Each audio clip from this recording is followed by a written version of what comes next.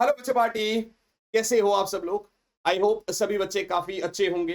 My dear students, मैं विनोद कुमार बहल आप सभी बच्चों का अपने इस चैनल में एक बार फिर से स्वागत करता हूं। आज ही सुबह हम लोगों ने गॉस थ्योरम को वन शॉट में निपटाया। अब क्या है ना, मैं बहुत सारे सेशंस ले रहा हूं जहां पर मैं आपको पीवाईक्यूज करा रहा हूं, बहुत कुछ करा रहा हूं, क्योंकि अब दिन हमारे पास बहुत कम रह गए, चाहे वो नीट की बात करें चाहे वो सीयूएट की बात करें। ठीक है ना। इसके साथ यार मुझे मैक्सिमम से मैक्सिमम क्वेश्चंस की प्रैक्टिस करनी है और आप लोगों को करानी भी है। तो मैं 60 क्वेश्चंस आकाश इंस्टीट्यूट के मॉड्यूल से निकाले मैंने, और वो मैं आपको यहां कराने जा रहा हूं। ये आपकी सीयूएट, नीट, इवन जेई वाला बच्चा भी अगर कोई इसको देख रहा है तो आपकी बहुत ज्यादा हेल्प करने वाले हैं। माय डियर स्टूडेंट्स, ये क्वेश्चंस करने से पहले आपको यही कहूंगा यार, टेलीग्राम चैनल है अपना, नीचे डिस्क्रिप्शन में लिंक है, फिजिक्स ऑन योर टिप्स जिसका नाम है, उसको आपने ज्वाइन करना है। First thing. सेकंड थिंग क्या है भैया? सेकंड थिंग ये कि यार आज ही शाम को आपकी एक स्पेशल क्लास होगी जिसका लिंक भी डिस्क्रिप्शन में दे रखा है, और आपको कोड वीके आर्मी यूज करके उसको एनरोल करना है। वहां पर भी ज्यादा बढ़िया से बढ़िया क्वेश्चंस कराए जाते हैं। अब ये 60 क्वेश्चंस की शुरुआत करते हैं पहले सवाल के साथ, तो यार बढ़ते हैं फिर क्वेश्चंस की तरफ। पहले बच्चों बढ़ते हैं पहले सवाल की तरफ। ये रहा हमारा पहला क्वेश्चन। देखिए स्टूडेंट्स, पहला क्वेश्चन क्या है। अगर आप ध्यान से देख पा रहे हैं तो body has positive charge on it. It means what? अगर बॉडी के पास पॉजिटिव चार्ज है, सभी बच्चों को पता है बॉडी अगर चार्ज है तो ये डिपेंड किस पे कर रहा है?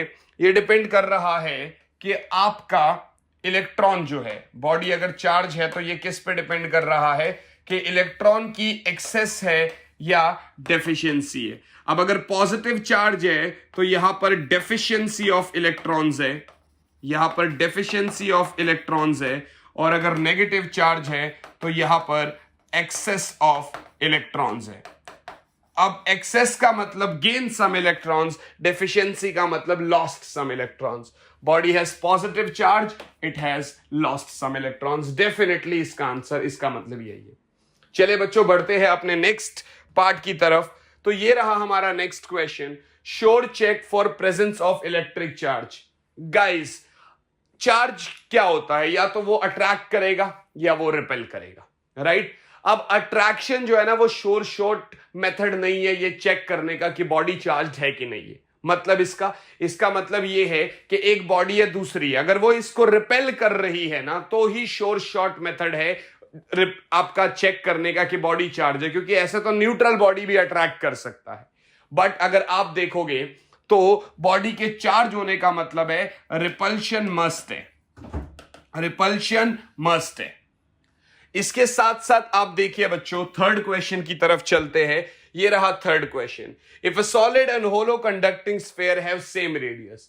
अगर एक सॉलिड कंडक्टिंग स्फीयर है भरा हुआ अंदर से, एक होलो कंडक्टिंग स्फीयर है, तो उनके सरफेस के ऊपर ही चार्ज डिस्ट्रीब्यूट होता है। अभी रेडियस सेम है तो चार्ज तो सरफेस के ऊपर इक्वल ही डिस्ट्रीब्यूट होगा, वहां तो कम ज्यादा का कोई सवाल ही नहीं पैदा होता। तो ये रहा हमारा C option, both the spheres will hold same maximum charge. Let us move to the next question बच्चों। When a conducting soap bubble, यहां पर ना ये कॉन्सेप्चुअल बेस्ड स्टार्टिंग में डाले गए हैं, फिर थोड़ा थोड़ा न्यूमेरिकल्स भी डाले जाएंगे। लास्ट तक वीडियो देखना जरूर, आपके बहुत हेल्प होने वाली है यहां से। So when a conducting soap bubble is negatively charged, then अब देखो, एक कंडक्टिंग सोप बबल है, आप उसको चार्ज दोगे तो वो चार्ज यूनिफॉर्मली सरफेस पर आपका डिस्ट्रीब्यूट हो जाएगा। अब यूनिफॉर्मली डिस्ट्रीब्यूट हो गया तो लाइक चार्ज क्या करेगा? रिपेल करने की कोशिश करेगा। तो जब लाइक चार्ज रिपेल करने की कोशिश करता है तो वो ऐसा दूर होता है, ऐसा सर्कल है, बड़ा सर्कल बन जाएगा। सर्कल है, ऐसा रिपल्शन होगा सारी साइड्स में सेम डायरेक्शन में ऐसे करके, तो ये यहां से एक बड़ा सर्कल बना लेगा, मतलब एक्सपैंड हो जाएगा। वैसे तो आपको बता दो तो ये सरफेस टेंशन का कॉन्सेप्ट लगेगा, इसमें अंदर एक्सेस प्रेशर होता है, उस प्रेशर की वजह से ये ऐसा खुलता है और बाहर आता है। बात ये नहीं है, बात ये है, बहुत सारे लोग क्या पूछते हैं हमसे, ये पूछते हैं कि सर अगर मैंने इसको पॉजिटिव चार्ज दे दिया तब क्या, अगर मैंने इसको नेगेटिव के बजाय पॉजिटिव चार्ज दे दिया तब क्या होगा? तो कोई दिक्कत वाली बात नहीं है, आप पॉजिटिव चार्ज दोगे तो भी ये एक्सपेंड होगा, क्योंकि वहां पर भी like charges repel each other. Got it guys? ये कॉन्सेप्ट है। आप देखिए next question which is fifth question. ये 5 बॉल्स ए से ई तक मार्क्ड है, 5 अलग अलग थ्रेड से सस्पेंड कर रखे हैं। बहुत बढ़िया क्वेश्चन है। ये क्वेश्चन मैं यहां नहीं करा रहा आपको, यू नो व्हाई? बिकॉज अगर ये क्वेश्चन यहां करा दिया तो एडवांस सीरीज में जो कराया था आप वो वीडियो नहीं देखोगे। तो मैं यहां पर ना आपको नीचे डिस्क्रिप्शन में उस वीडियो का लिंक दे दूंगा, आई में आपको मिल जाएगा, उस पर क्लिक कर देना, ठीक है ना। तो ये आपका इन द वीडियो, वो पूरी वीडियो जो है ना सिर्फ इसी प्रॉब्लम पर बनी हुई है। Go and check out the description and that video, right. चलिए बढ़ते हैं जरा नेक्स्ट की तरफ। नेक्स्ट क्वेश्चन है, when a plastic rod is rubbed with wool is brought near the knob of a negatively charged gold leaf electroscope, the gold leaves। भाई देखो, अगर मैं आपको बताऊं, अगर आप सीबीएसई के अकॉर्डिंग देखो बेटा, तो ये क्वेश्चन सीबीएसई के सिलेबस में तो नहीं है, लेकिन आप सभी को पता है कि हम तो एडवांस की प्रिपरेशन कर रहे हैं, तो हमें जो है ये क्वेश्चन चाहिए था। अब 3 तरीके होते हैं, या तो आपका अनचार्ज्ड इलेक्ट्रोस्कोप होगा, या तो आपका अनचार्ज्ड इलेक्ट्रोस्कोप होगा, या आपका पॉजिटिवली चार्ज इलेक्ट्रोस्कोप होगा, या आपका नेगेटिवली चार्ज इलेक्ट्रोस्कोप होगा। समझना, यहां पर आप या तो पॉजिटिव के पास नेगेटिव लेकर आओगे, राइट, या नेगेटिव के पास पॉजिटिव को लेकर आओगे, ठीक है ना, या पॉजिटिव के पास पॉजिटिव लेकर आओगे, या नेगेटिव के पास नेगेटिव लेकर आओगे, या फिर अनचार्ज्ड के पास आप या तो पॉजिटिव लेकर जाओगे या नेगेटिव लेकर जाओगे, राइट है जी। अब ध्यान से देखिएगा, आप plastic rod which is negatively charged, उसको आप वूल पर रब कर रहे हैं, तो कायदे से तो ये न्यूट्रल हो गए ना। अब आप न्यूट्रल बॉडी को किसके पास लेके जा रहे हो? नेगेटिवली चार्ज के पास लेके जा रहे हो, ठीक है ना। आपने क्या किया, आपने यहां पर ऐसा किया, न्यूट्रल को नेगेटिव के पास ले गए, तो क्या होगा? लीव्स या तो डाइवर्ज होगी या कोलैप्स होगी। यहां देखो, इस केसेस में जब मैं यहां पर सेम कर रहा हूं, पहले तो देखो, न्यूट्रल के पास पॉजिटिव या नेगेटिव लेकर जाओगे, न्यूट्रल के पास पॉजिटिव या नेगेटिव लेकर जाओगे तो लीव्स विल डाइवर्ज। अच्छा, यहां पर अगर आप देखोगे, पॉजिटिव नेगेटिव होगा, नेगेटिव पॉजिटिव होगा, मतलब यहां पर न्यूट्रलिटी आ जाएगी, पॉजिटिव नेगेटिव को न्यूट्रल कर देगा, नेगेटिव पॉजिटिव को, तो कोलैप्स हो जाएगा, कोलैप्स। और अगर आप पॉजिटिव नेगेटिव की बात करोगे, सेम वाले की बात, दे डाइवर्ज फर्दर। ये 3 चीजें हमेशा याद रखना। ये गोल्ड लीफ इलेक्ट्रोस्कोप हमें हमेशा कंफ्यूज करता है। ये एक चार्ज को डिटेक्ट करने का डिवाइस है, बट ये 3 पॉइंट हमेशा याद रखना बहुत ज्यादा जरूरी है। Got it guys? ये आपने देख लिया। तो यहां क्या हो रहा है? न्यूट्रल किसके पास जा रहा है? नेगेटिव के पास। So yes, leaves will dilate. Yes, leaves will dilate. समझ में आया कि नहीं आया? Got it? ये पॉइंटर्स हमेशा याद रखना। चलिए बढ़ते हैं जरा अपने नेक्स्ट क्वेश्चन की तरफ। Next is 7th question. Coulomb's law is analogous to what? भैया कूलम्ब्स लॉ क्या कहता है? फोर्स बराबर K Q1 Q2 by R square, यानी इनवर्स स्क्वायर लॉ डिपेंड कर रहा है। और वही न्यूटन का ग्रेविटेशन वाला जो लॉ है वो भी तो यही कहता है, G M1 M2 by R square. ये तो वही वाली बात हो गई, कहता न्यूटन ने दिया फॉर्मूला ऐसे करके, ये न्यूटन ने इनने बोला F बराबर G M1 M2 by R square. Coulomb भैया ने यहां से देखा, अच्छा तो तुम ऐसा फॉर्मूला दोगे तो मैं भी दे देता हूं K Q1 Q2 by R square. इन्होंने पूरा यहां से झांक लिया और फिर फॉर्मूला दे दिया, राइट। खैर ये तो हंसी मजाक था, यहां पर आपका आंसर है। So this is your answer, यानी Coulomb's law is analogous to Newton's law of gravitation, right बच्चों। बढ़ते हैं आगे नेक्स्ट की तरफ, अपना 8th क्वेश्चन। ये 8th क्वेश्चन क्या है? 2 point charges Q1 and Q2 exert a force F on each other when kept certain distance apart। ध्यान से देखिएगा, 2 चार्जेस है, एक आपका Q1 है और एक आपका Q2 है। जब ये कुछ R डिस्टेंस मान लेते हैं, कुछ R डिस्टेंस दूरी पर है, तो ये आपस में फोर्स F लगाते हैं। F is like K Q1 Q2 by R square, K Q1 Q2 by R square. If the charge on each particle is halved and the distance between the 2 particles is doubled, now what is happening? Charge आधा हो गया, मतलब Q1 by 2 और Q2/2 और distance हो गया double 2R। तो what is the new force? F dash निकालना है। F डैश क्या होगा बच्चे? K, Q1 मतलब Q1/2, Q2 मतलब Q2/2 अपॉन 2R का होल स्क्वायर। या आप कह सकते हो बेटा K Q1 Q2 बाय 2 दूने 4, 4 4 16, ये तो इधर ही जाएगा 16R²। अब ये तो ऑलरेडी हमें पता है F है, तो ये हो गया आपका F/16। तो आपका आंसर है बच्चों F/16, यानी जो नया फोर्स आया वो 16 टाइम्स कम हो गया अगर चार्ज आधे हो गए और डिस्टेंस आपका डबल हो गया। Got it? ये हो गया, क्योंकि आपको पता है चार्ज के डायरेक्टली प्रोपोर्शनल है, चार्ज कम करे फोर्स तो कम होगा। डिस्टेंस के इनवर्सली प्रोपोर्शनल है, डिस्टेंस बड़ा होगा फोर्स तब भी कम होगा। तो डिस्टेंस की वजह से भी कम हुआ, चार्ज की वजह से भी 4 गुना, चार्ज की वजह से कम हुआ 4 गुना डिस्टेंस की वजह से कम हुआ। क्वेश्चन आपके सामने, इजी क्वेश्चन है, बिल्कुल बेसिक था। चले नेक्स्ट क्वेश्चन क्या कह रहा है? 2 equally charged identical small balls kept some fixed distance d apart exert a repulsive force F on each other. A similar uncharged ball, after touching one of them, is placed at the midpoint of line joining the two balls. Force experienced by the third ball. ध्यान से देखना। मान लेते हैं ये आपका Q है और ये भी Q है। Q उसने क्या बोला? 2 इक्वली चार्ज्ड आइडेंटिकल बॉल्स। मान लेते हैं R दूरी पर रखा हुआ है। अब कहता है एक सिमिलर अनचार्ज बॉल है, उसने एक को टच किया, हटाया, फिर बीच में रख दिया। जब भी टचिंग वाली बात आती है ना बच्चे, उस केस में आपका चार्जेस का रीडिस्ट्रीब्यूशन होता है। मतलब चार्जेस पहले कुछ थे वो अलग बात है, अब कुछ और हो जाएंगे। लाइक आप देखो Q है, अब क्या बन जाएंगे आपके? अब आप देखोगे तो 0 वाला आपने इस पे प्लेस कर दिया, तो इसका एक फॉर्मूला होता है, now Q dash will B Q1 plus Q2/2। तो आपका जो नया एपरेटस या नया सिस्टम बन रहा है उसमें क्या हो रहा है? 0 और Q को आप मिलाओगे तो 0 प्लस Q/2 यानी Q/2 बन गया। यानी अब एक चार्ज Q/2 है, बीच में रखा अनचार्ज वाले को, वो भी Q/2 और इस पे Q है। अब ये कहता है force experienced by the third ball will be. पहले अगर आप देखोगे तो F क्या है बच्चे? F है KQ²/R²। तो अब F के टर्म्स में फोर्स बताना है।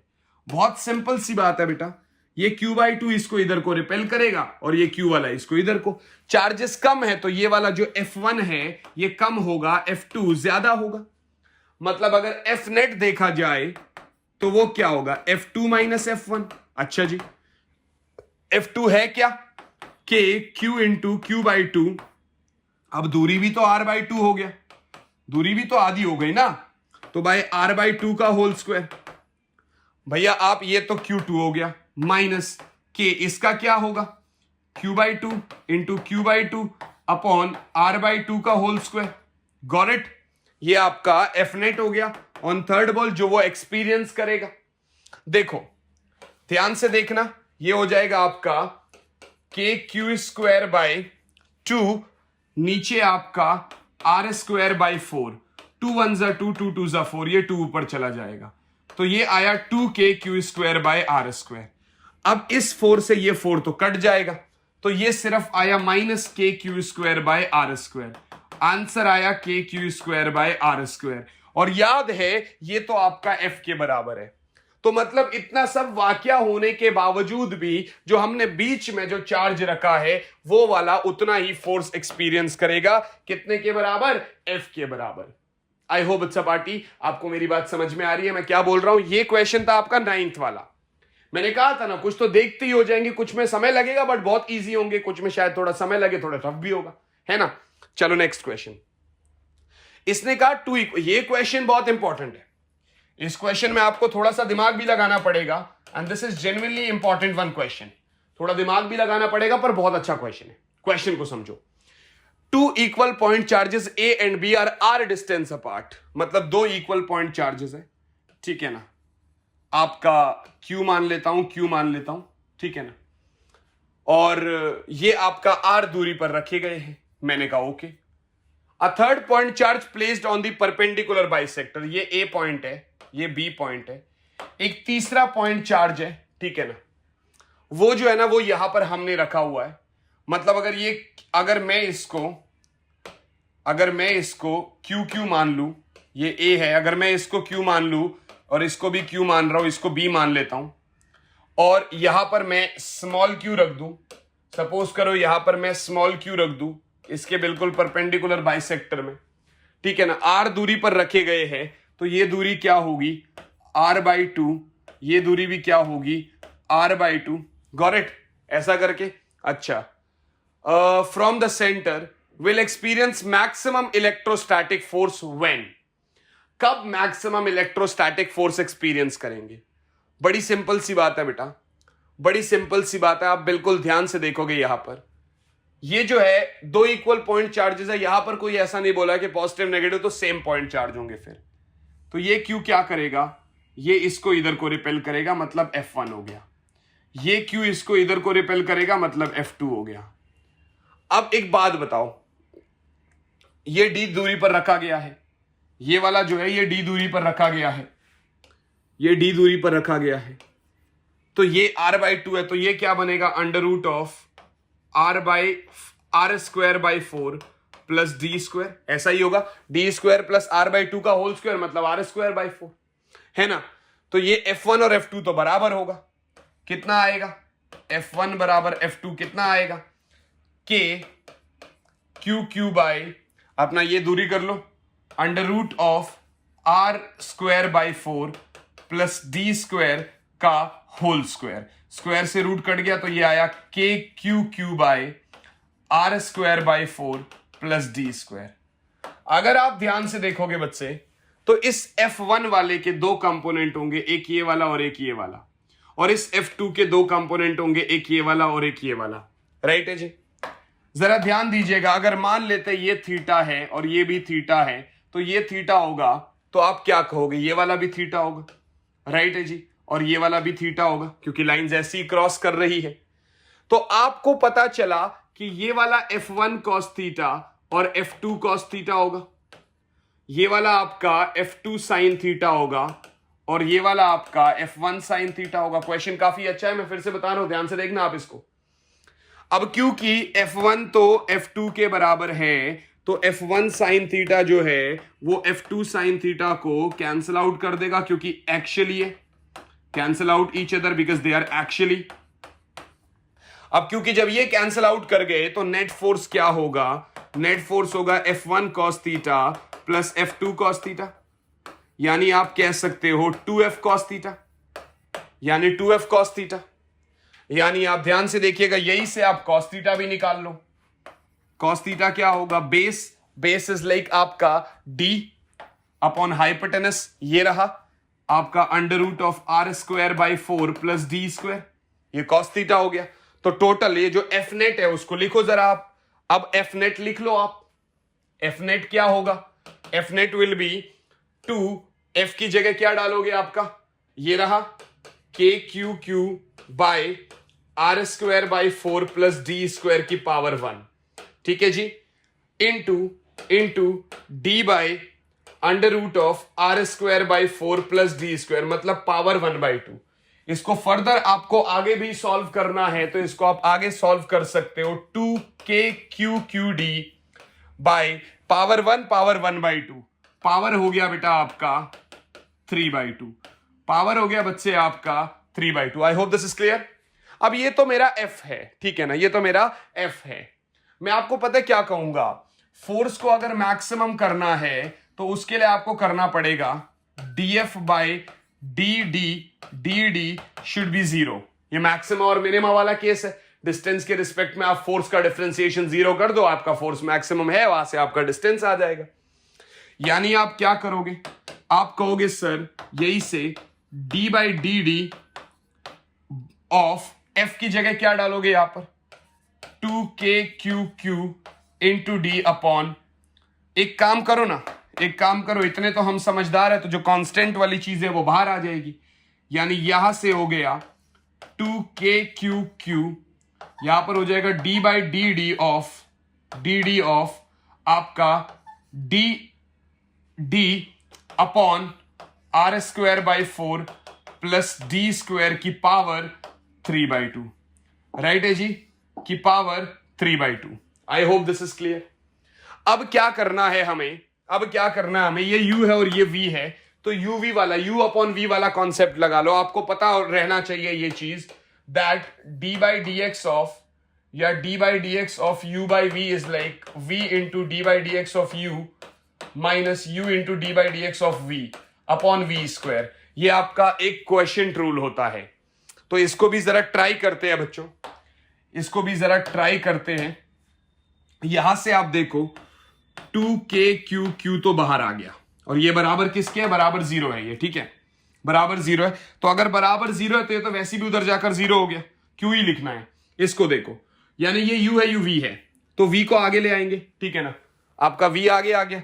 सो R square by 4 plus D square की पावर 3/2, v आगे आ गया, into D by D X of u is like what, d। Even यहां पर x थोड़ी आएगा, यहां पर तो d बाई डी डी है, ठीक है ना, माइनस u आगे आ जाएगा, मतलब d आगे आ जाएगा, into D by D X of अपना ये R square by 4 plus D square की पावर 3/2 अपॉन आपका R square by 4 plus D square की पावर 3/2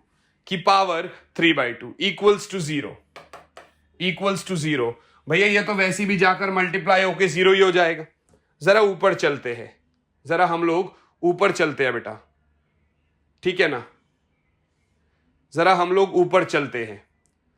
अगर आप ध्यान से देखोगे, ये क्या कर दिया हमने, इसको ऊपर ले गए, तो मुझे लगता है नेक्स्ट पेज पे चलना पड़ेगा, ठीक है। जरा नेक्स्ट पेज पे ही चलते हैं, यहां से ले लेते हैं अपने कॉन्सेप्ट्स अपने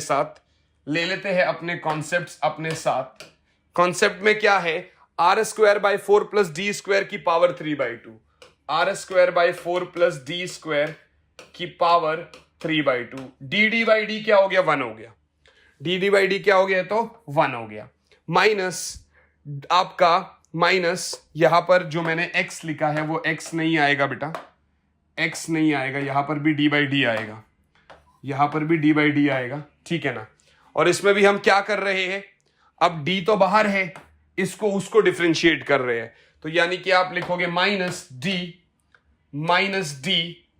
इंटू, अब ये क्या है, चेन रूल लगेगा, पूरा पावर है, तो पहले इस पूरे का डिफरेंशिएशन इंटू, फिर इसके अंदर सिर्फ इस वाले का जिसने x की जगह ले रखी है, तो आप करो इसको, तो ये हो जाएगा 3/2 आपका R square by 4 plus D square की पावर 3/2 माइनस 1 इंटू आपका ये तो कांस्टेंट है, ये हो जाएगा इंटू 2d हो गया, अगर इस डी स्क्वायर का डिफरेंशिएशन करेंगे बराबर 0। मैंने कहा था ना हैवी क्वेश्चन है, पर एडवांस है, करना पड़ेगा, क्या दिक्कत है।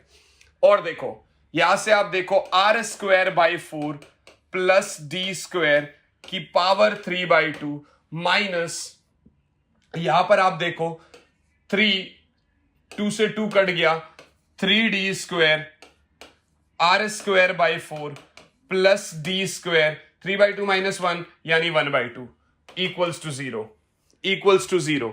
एक काम करेंगे, इसको वहां ले जाओ, मतलब R square by 4 plus D square की पावर 3/2 बराबर 3d square R square by 4 plus D square की पावर 1/2। भैया 1/2 से आपका ये 1/2 कट जाएगा, ये सिर्फ 1 रह जाएगा, यानी ये हो गया R square by 4 plus D square बराबर 3d स्क्वायर। यानी इसको वहां ले जाओ तो ये फर्दर आपका सॉल्वेबल है, आर स्क्वायर बाई 4 बराबर 3d स्क्वायर में से डी स्क्वायर माइनस कर दो, तो ये हुआ आपका आर स्क्वायर बाई 4 बराबर 2d स्क्वायर, यानी आर स्क्वायर बाई 8 बराबर डी स्क्वायर, यानी डी हो गया आपका आर का रूट आर स्क्वायर का और 8 का रूट 2√2। तो जब डी आपका आर बाई 2√2 हो जाएगा तो उस समय आप कह सकते हो कि यस मेरा जो फोर्स लगेगा वो मैक्सिमम लगेगा। So D should be R by 2√2, यानी first option is the correct. एक बार इस क्वेश्चन को फिर से देखो, मेरे को काफी अच्छा लगा, हैवी था बट हो गया, अच्छी बात है, मेरे को काफी अच्छा लगा। आपने इस फोर्स को किया, कंपोनेंट तोड़े, फाइनल फोर्स को ऐड किया, उसका डी के रिस्पेक्ट में डिफरेंशिएशन किया, बराबर 0 रखा। कॉन्सेप्ट के बिहाफ पे था, बस थोड़ी कैलकुलेशन हैवी थी, हमने निकाल लिया, हमारे लिए बहुत ईजी रहा। राइट बच्चों, आई होप आपने कर लिया होगा। चलिए बच्चों, बढ़ते हैं आपके नेक्स्ट क्वेश्चन की तरफ। ये रहा आपका नेक्स्ट सवाल, 11th question.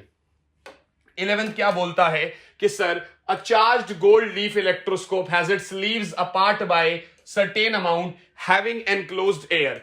When the electroscope is subjected to X-rays, then the leaves further dilate, collapse, start oscillating, remain unaltered. मैंने आपको क्या बताया था? Same will diverge further, right? Neutral के पास आप पॉजिटिव नेगेटिव लेके आओगे, they will diverge. अपोजिट लेके आओगे तो they will collapse. अब यहां क्या हो रहा है? एक्सरेज क्या करेगा? पास वाली एयर को आयनाइज करेगा, पॉजिटिव और नेगेटिव में, पॉजिटिव और नेगेटिव आयंस में। अब यहां से क्या होगा? गोल्ड लीफ इलेक्ट्रोस्कोप है, वो भी चार्ज्ड है। तो आप एक बात बताओ, अगर आप देख पाओगे तो चार्ज अगर यहां से जाएगा, मतलब देखो अपोजिट जाएगा अट्रैक्शन के लिए, पॉजिटिव है उसके पास नेगेटिव जा रहा है, नेगेटिव है उसके पास पॉजिटिव जा रहा है, तो न्यूट्रलाइजेशन वाला कॉन्सेप्ट हो गया। अब जब न्यूट्रल हो गया तो क्या हो जाएगा? कोलैप्स। न्यूट्रल हो गया तो क्या हो जाएगा? कोलैप्स। कहानी क्लियर है, बता दिया आपको, पहले ही समझाया था 6th क्वेश्चन में, उसके ऊपर एक और क्वेश्चन आ गया। तो गोल्ड लीफ इलेक्ट्रोस्कोप आप यही से समझ जाओ। नेक्स्ट क्वेश्चन, अब देखो नेक्स्ट क्वेश्चन क्या कहता है, अच्छा क्वेश्चन है। Two equal positive charge Q are fixed at points A0 and -A0। दो चार्जेस है, एक ओरिजिन ले लो, एक A0 पर है और एक -A0 पर है, ये भी Q है, ये भी Q है, मतलब ये दूरी भी A है और ये दूरी भी A है। एंड अपोजिट चार्ज -Q, एक अपोजिट चार्ज है -Q, उसको आप रेस्ट पर रख रहे हो, is release from point 0A, मतलब ये दूरी भी आपकी A है, यानी ये हो गया आपका 0A वाला पॉइंट। इसको रिलीज करेंगे तो एक काम करो, नीचे भी उतनी दूरी बना लो, इसको A पॉइंट मान लेते हैं और इसको B पॉइंट मान लेते हैं। The charge -Q will move to infinity, move to origin and rest there, undergo SHM about origin, execute oscillatory periodic motion but SHM। ठीक है ना? देखो भाई, ये Q है, ये इसको क्या करेगा? अट्रैक्ट करेगा। ये Q इसको क्या करेगा? अट्रैक्ट करेगा। अगर ये थीटा, ये F1, ये F2, अभी थोड़ी देर पहले सेम क्वेश्चन किया, इसके कंपोनेंट टूट जाएंगे, F1 cos theta, F2 cos theta, right है जी। ये क्या है? A, ये क्या है? A, तो ये क्या होगा? √2A, मतलब A² + A² का √2A। तो आप देखो F1 क्या है बेटा? F1 आएगा KQQ/√2A का होल स्क्वायर, यही F2 भी है, और वी कैन से KQQ/2A², और we can say KQQ/2A²। Got it guys? ये आपका F1 बराबर F2 है। I hope this is clear to you all. I hope बच्चों this is clear to you all. लेकिन मेरा क्या हो गया? इसका एक कंपोनेंट तो कैंसिल आउट कर गया, साइन थीटा वाला, यानी F नेट क्या होगा? 2F cos थीटा, यानी वही F1 cos theta plus F2 cos theta, यानी 2F cos थीटा, यानी F net is 2F cos theta. अब ध्यान से देखो, अब आप इसको बिल्कुल ध्यान से देखना बेटा, अगर मेरा F net 2F cos theta है तो इसका मतलब हम क्या करेंगे? यहां पर हम सीधा कहेंगे 2F is what? KQQ/2A²। cos theta क्या है? cos थीटा क्या है बेटा? सो cos theta is, base is like आपका, बेस क्या है? A upon hypotenuse is √2A, upon hypotenuse is √2A। अगर आप इस बेस को A के बजाय X मानते, अगर आप इस बेस को A के बजाय X मान रहे हो, आपका x अपॉन √2A मान लेते हैं, ऐसा कुछ x डिस्टेंस है, नहीं पता ना, जरूरी नहीं है सेम हो, तो आप क्या करोगे? Into x upon √2A। Got it? ऐसा ही हो गया। अगर आप देख पा रहे हो तो जो F नेट है, मतलब F नेट जो है, आप यहां से देखो, इधर से आपका F नेट, ये अगर आप ध्यान से देखोगे तो ये x की जगह भी अगर A डाल दोगे तो ये लीनियर तो नहीं है, हाँ ना? SHM होने के लिए फोर्स शुड बी, फोर्स क्या होता है? -ω²x, यानी force should be directly proportional to X, और इक्वेशन आपकी लीनियर होनी चाहिए। यहां पर अगर इससे ये कैंसिल आउट कर दो तो इक्वेशन हमारी किसी भी तरीके से लीनियर तो नहीं दिखाई दे रही। लेकिन आप देखो जब इस पॉइंट पे रहेगा तो ये अट्रैक्ट करेंगे, और इस पॉइंट पे रहेगा तो ये इसको ऊपर अट्रैक्ट करेगा, और ये वाला चार्ज इसको ऊपर अट्रैक्ट करेगा। ऊपर रहेगा तो नीचे अट्रैक्ट करेंगे, नीचे जाएगा तो ऊपर अट्रैक्ट करेंगे। मतलब ए और बी पॉइंट के बीच में वो ओसिलेट करता रहेगा, बट एसएचएम नहीं करेगा। You know why? Because this is not linear. For SHM linear condition is must, but यहां लीनियर वाली कहानी नहीं दिखाई दे रही है। So it will execute oscillatory motion between points A and B, between points A and B, but it will not execute SHM. Right बच्चों? So finally 12 question हो गए हैं भाई, आपको ज्यादा देर नहीं लगाएंगे। अब इसके बाद बहुत टफ क्वेश्चंस नहीं है, थोड़े से अच्छे अच्छे क्वेश्चंस। देखिए 13th क्वेश्चन, ये भी थोड़ा हैवी क्वेश्चन है, थोड़ा सा लंबा है बट इजी है, बहुत अच्छे से हो जाएगा आपका ये question. 4 charges each equal to Q are placed at the 4 corners of a square. अच्छा जी, पहले ना आप कॉन्सेप्ट को समझा करो, वो क्या बोल रहा है उसके बाद लिख दिया करो। क्यू है, क्यू है, क्यू है और क्यू है। 4 चार्जेस ऐसे रखे हुए हैं, और एक चार्ज है जो बीच में यहां पर क्यू रखा हुआ है। Is placed at the centre of the square. If the system is in equilibrium then the value of Q is what? अगर सिस्टम इक्विलिब्रियम में है, बच्चे सिस्टम इक्विलिब्रियम का मतलब बीच वाले चार्ज को रहने दो, वो तो वैसे भी इक्विलिब्रियम में आ जाएगा। किसी भी एक चार्ज को पकड़ लो, उसके ऊपर नेट फोर्स 0 कर दो। यहां लिखवा देता हूं, यहां देख लो बच्चों, for system to be in equilibrium, for system to be in equilibrium, force net on any one charge is 0। उसको 0 कर दो बस। मैं एक काम करता हूं, मेरी ये वाली पोजीशन जो है ना फेवरेट है, इसको उठा लेता हूं। आप किसी को भी कर सकते हो, इसको बात एक ही है। इसके ऊपर नेट फोर्स 0 रखना है तो आप क्या करोगे? बहुत सिंपल सी बात है। पहले जो सेम वाले हैं ना उनको देखो, ये इधर लगाएगा F1, मान लेते हैं ए दूरी है, ठीक है, और स्क्वायर है तो ए दूरी, इन दोनों के बीच में क्या होगा? a√2। तो ये वाला क्या होगा? a√2 का आधा। अब ये तो यार आपको पता है ना पाइथागोरस थ्योरम से, अब इतने बेसिक चीजें तो नहीं बताऊंगा ना। तो ये F1 हो गया, ये क्या करेगा? F2। तो आप देखो F1 कितना आएगा? kq²/a²। वही सेम F2 भी है। इनका कहीं ना कहीं पैरेललोग्राम से रिजल्टेंट आएगा। रिजल्टेंट क्या आएगा? F रिजल्टेंट विल बी आपका √of F1 का स्क्वायर प्लस F2 का square plus 2F1 F2 cos 90। यानी आप cos 90 को 0 मान लो, तो F रिजल्टेंट क्या हुआ? √of आपका F² प्लस F², यानी ये आ गया आपका √2f, क्योंकि 2f² है, f बार आ जाएगा f√2। f resultant is f√2 और √2f, बात एक ही है। ये इस डायरेक्शन में है। उसके बाद एक और क्यू है मेरे पास, एक सेकंड होल्ड करिएगा बच्चों, हाँ जी।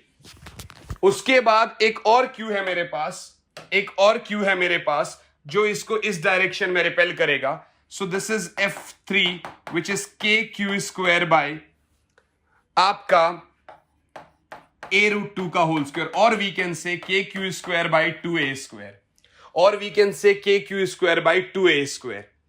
तो F नेट लेफ्ट वाले साइड में क्या हो गया? अब F नेट क्या हो गया? वो हो गया आपका F√2 प्लस ये क्या है? F है, तो F/2 बोल दो आप। यानी आप यहां से F कॉमन लेकर ब्रैकेट में √2 + 1/2 बोल सकते हो, बिल्कुल बोल सकते हैं। ये है सेम चार्जेस वाले की वजह से, कैपिटल Q वाले की वजह से। अब अगर वो उधर जा रहा है, इसके ऊपर नेट फोर्स के लिए कहीं ना कहीं कोई तो ऐसा होना चाहिए जो इसको अपोजिट डायरेक्शन में खींचे, मतलब इसका साइन नेगेटिव होना चाहिए। Q का साइन शुड बी नेगेटिव, ठीक है, नेगेटिव बाद में लगा देंगे। इसका फोर्स कितना है बेटा? तो F on Q due to small q will be kq/a√2/2 का होल स्क्वायर, और यू कैन से ऊपर लेके जाओ 4kqq/2a², 2 से 2 कट गया, ये ऐसा है, यानी 2kqq/a²। अब ये वाला जो फोर्स है, ये वाला फोर्स है, आपस में अगर एक दूसरे को बैलेंस कर देगा तो आपका F नेट 0 होगा और सिस्टम इक्विलिब्रियम में होगा। तो आप बैलेंस करवा दो इन दोनों को कैसे भी करके, मतलब f √2 + 1/2, यहां पर 2 अलग ले लो, ये तो आपका क्या है, अच्छा जी, तो आप f भी नहीं लिखोगे, पूरा लिखोगे आप, कैसे, f की जगह kq² √2 + 1/2 बराबर बेटा, क्योंकि q नेगेटिव है तो नेगेटिव लगा दो आप, मैग्नीट्यूड नहीं मांग रहा ना वो आपसे, वहां पर आपका नेगेटिव में भी आंसर है, तो ये हो जाएगा -2kq³ a² से a² कट गया, k से k कट गया, एक q से एक q कट गया। अब क्या करोगे, इस 2 को डिवाइड मारो, तो आपको मिल रहा है सर स्मॉल q बराबर, माइनस उधर ले जाओ, -q/2 ब्रैकेट में है √2 + 1/2, इसको फर्दर सॉल्व करो तो स्मॉल q बराबर -q, एलसीएम लेके 2 का 2 बाहर 4 आ जाएगा, ये ऊपर जाएगा तो 2√2 + 1, तो आपका आंसर आया -q/4 1 + 2√2, -q/4 1 + 2√2. So this is your final answer. You guys can take a screenshot और आप सॉल्व कर सकते हो वीडियो को पॉज करके, मैं साइड हट गया, लेकिन बड़े मजेदार चीज है, अच्छे से कर लो, मजे आएंगे। गॉट इट बच्चों? चलिए, तो इसी के साथ बच्चा पार्टी बढ़ते हैं अपने अगले सवाल की तरफ, अपना question number 14। What is this question number 14? ये क्या कहता है हमसे, ये कहता है which of the following is not true about electric charge, electric charge के बारे में कौन सा ट्रू नहीं है।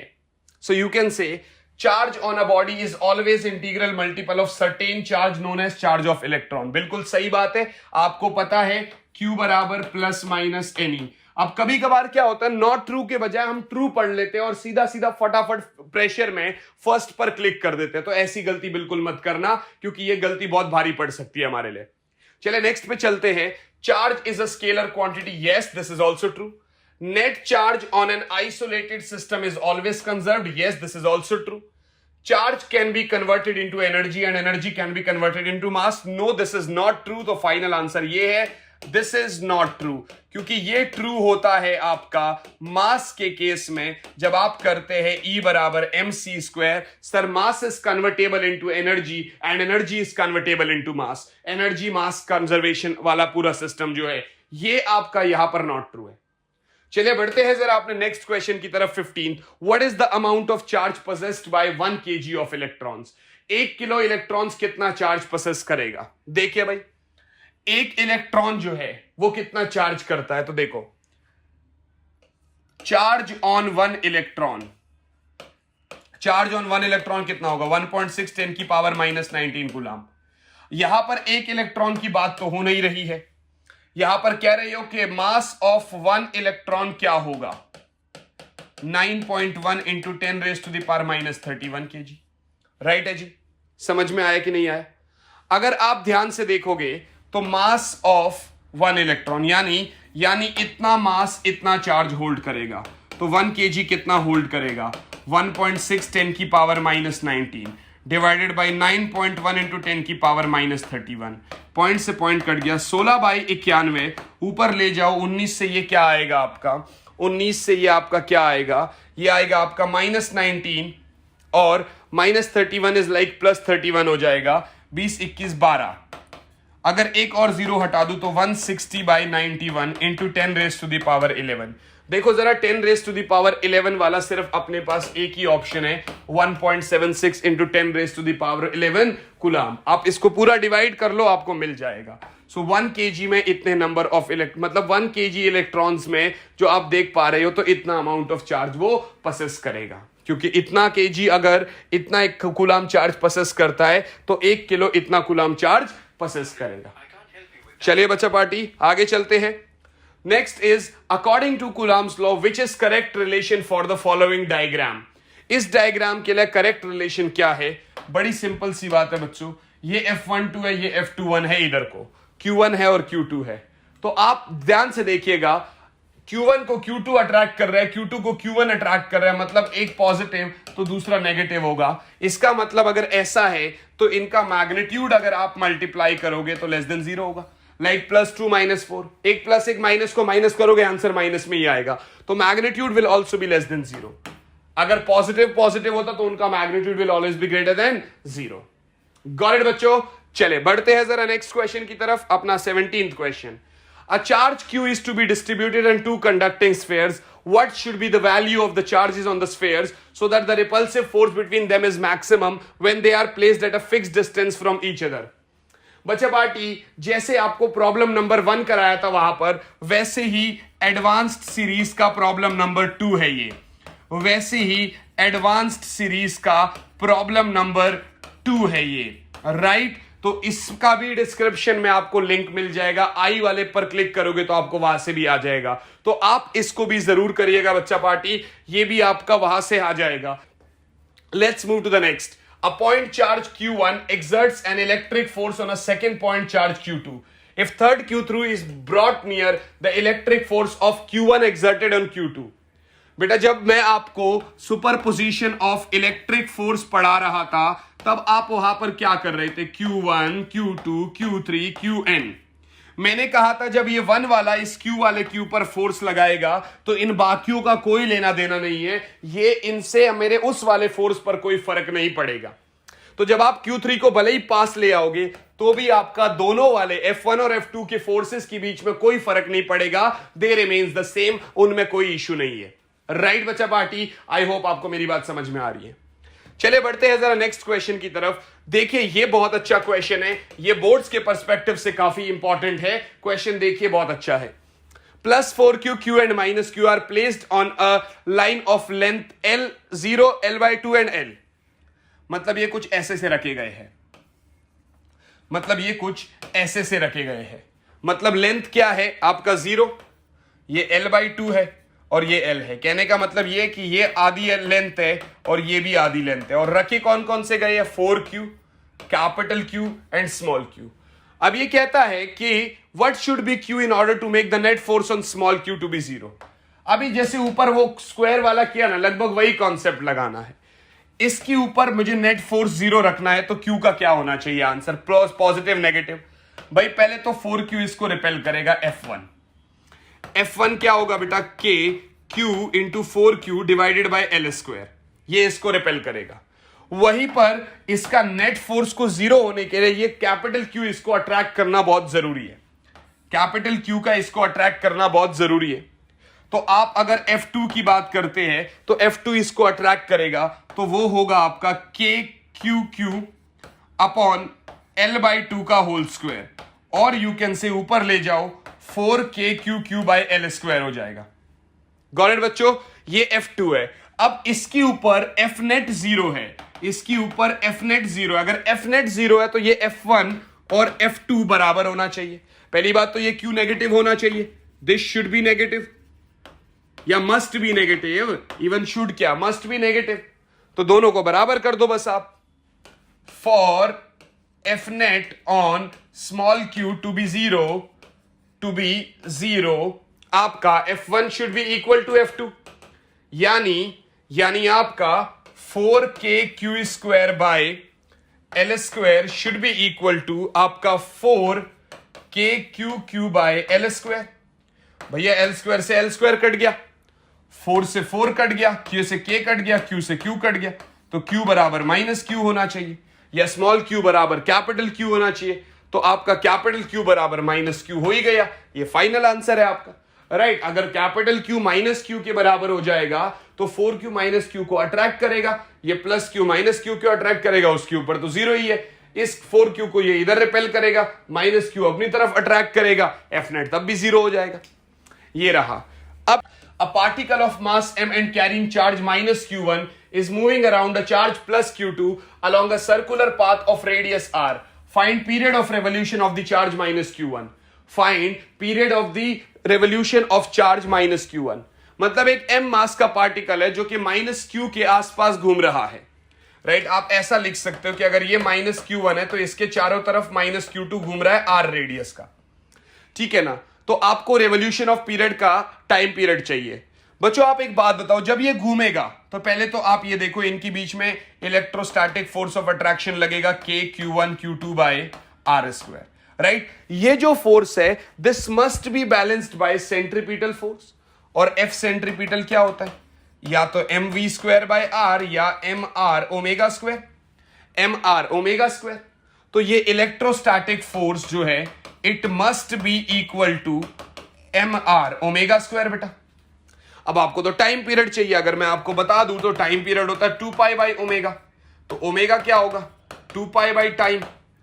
तो आप देखो यहां से k की जगह 1/4 पाई एप्सिलॉन नॉट डाल दो, q1 q2 by 4 pi epsilon naught r square बराबर mr ओमेगा की जगह 2 पाई बाई टी का होल स्क्वायर, मतलब 4 पाई का स्क्वायर अपॉन टी स्क्वायर।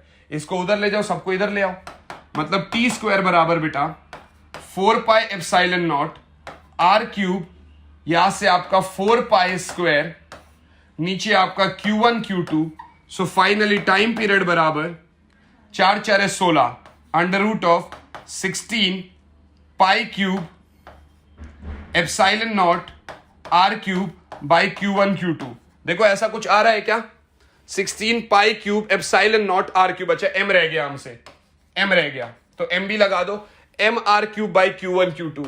सो अपना A option is the correct answer. फिर से समझो, जब ये रोटेट करेगा पहले तो ये जो इनका आपस में इलेक्ट्रोस्टैटिक अट्रैक्शन है this should be balanced by आपका सेंट्रीपिटल फोर्स। तो centripetal M V square by R, ये एम आर ओमेगा स्क्वायर कैसे आया, बिकॉज वी होता है आर ओमेगा, तो ये एम आर ओमेगा स्क्वायर आ गया, इनको बराबर किया, ओमेगा होता है आपका 2 पाई बाई टी, तो ओमेगा की जगह 2 पाई बाई टी यानी स्क्वायर था तो स्क्वायर डाल दिया, टी स्क्वायर उधर भेजा, बाकी सारी वैल्यूज इधर भेजी, अपना टाइम पीरियड आ गया। Got it guys.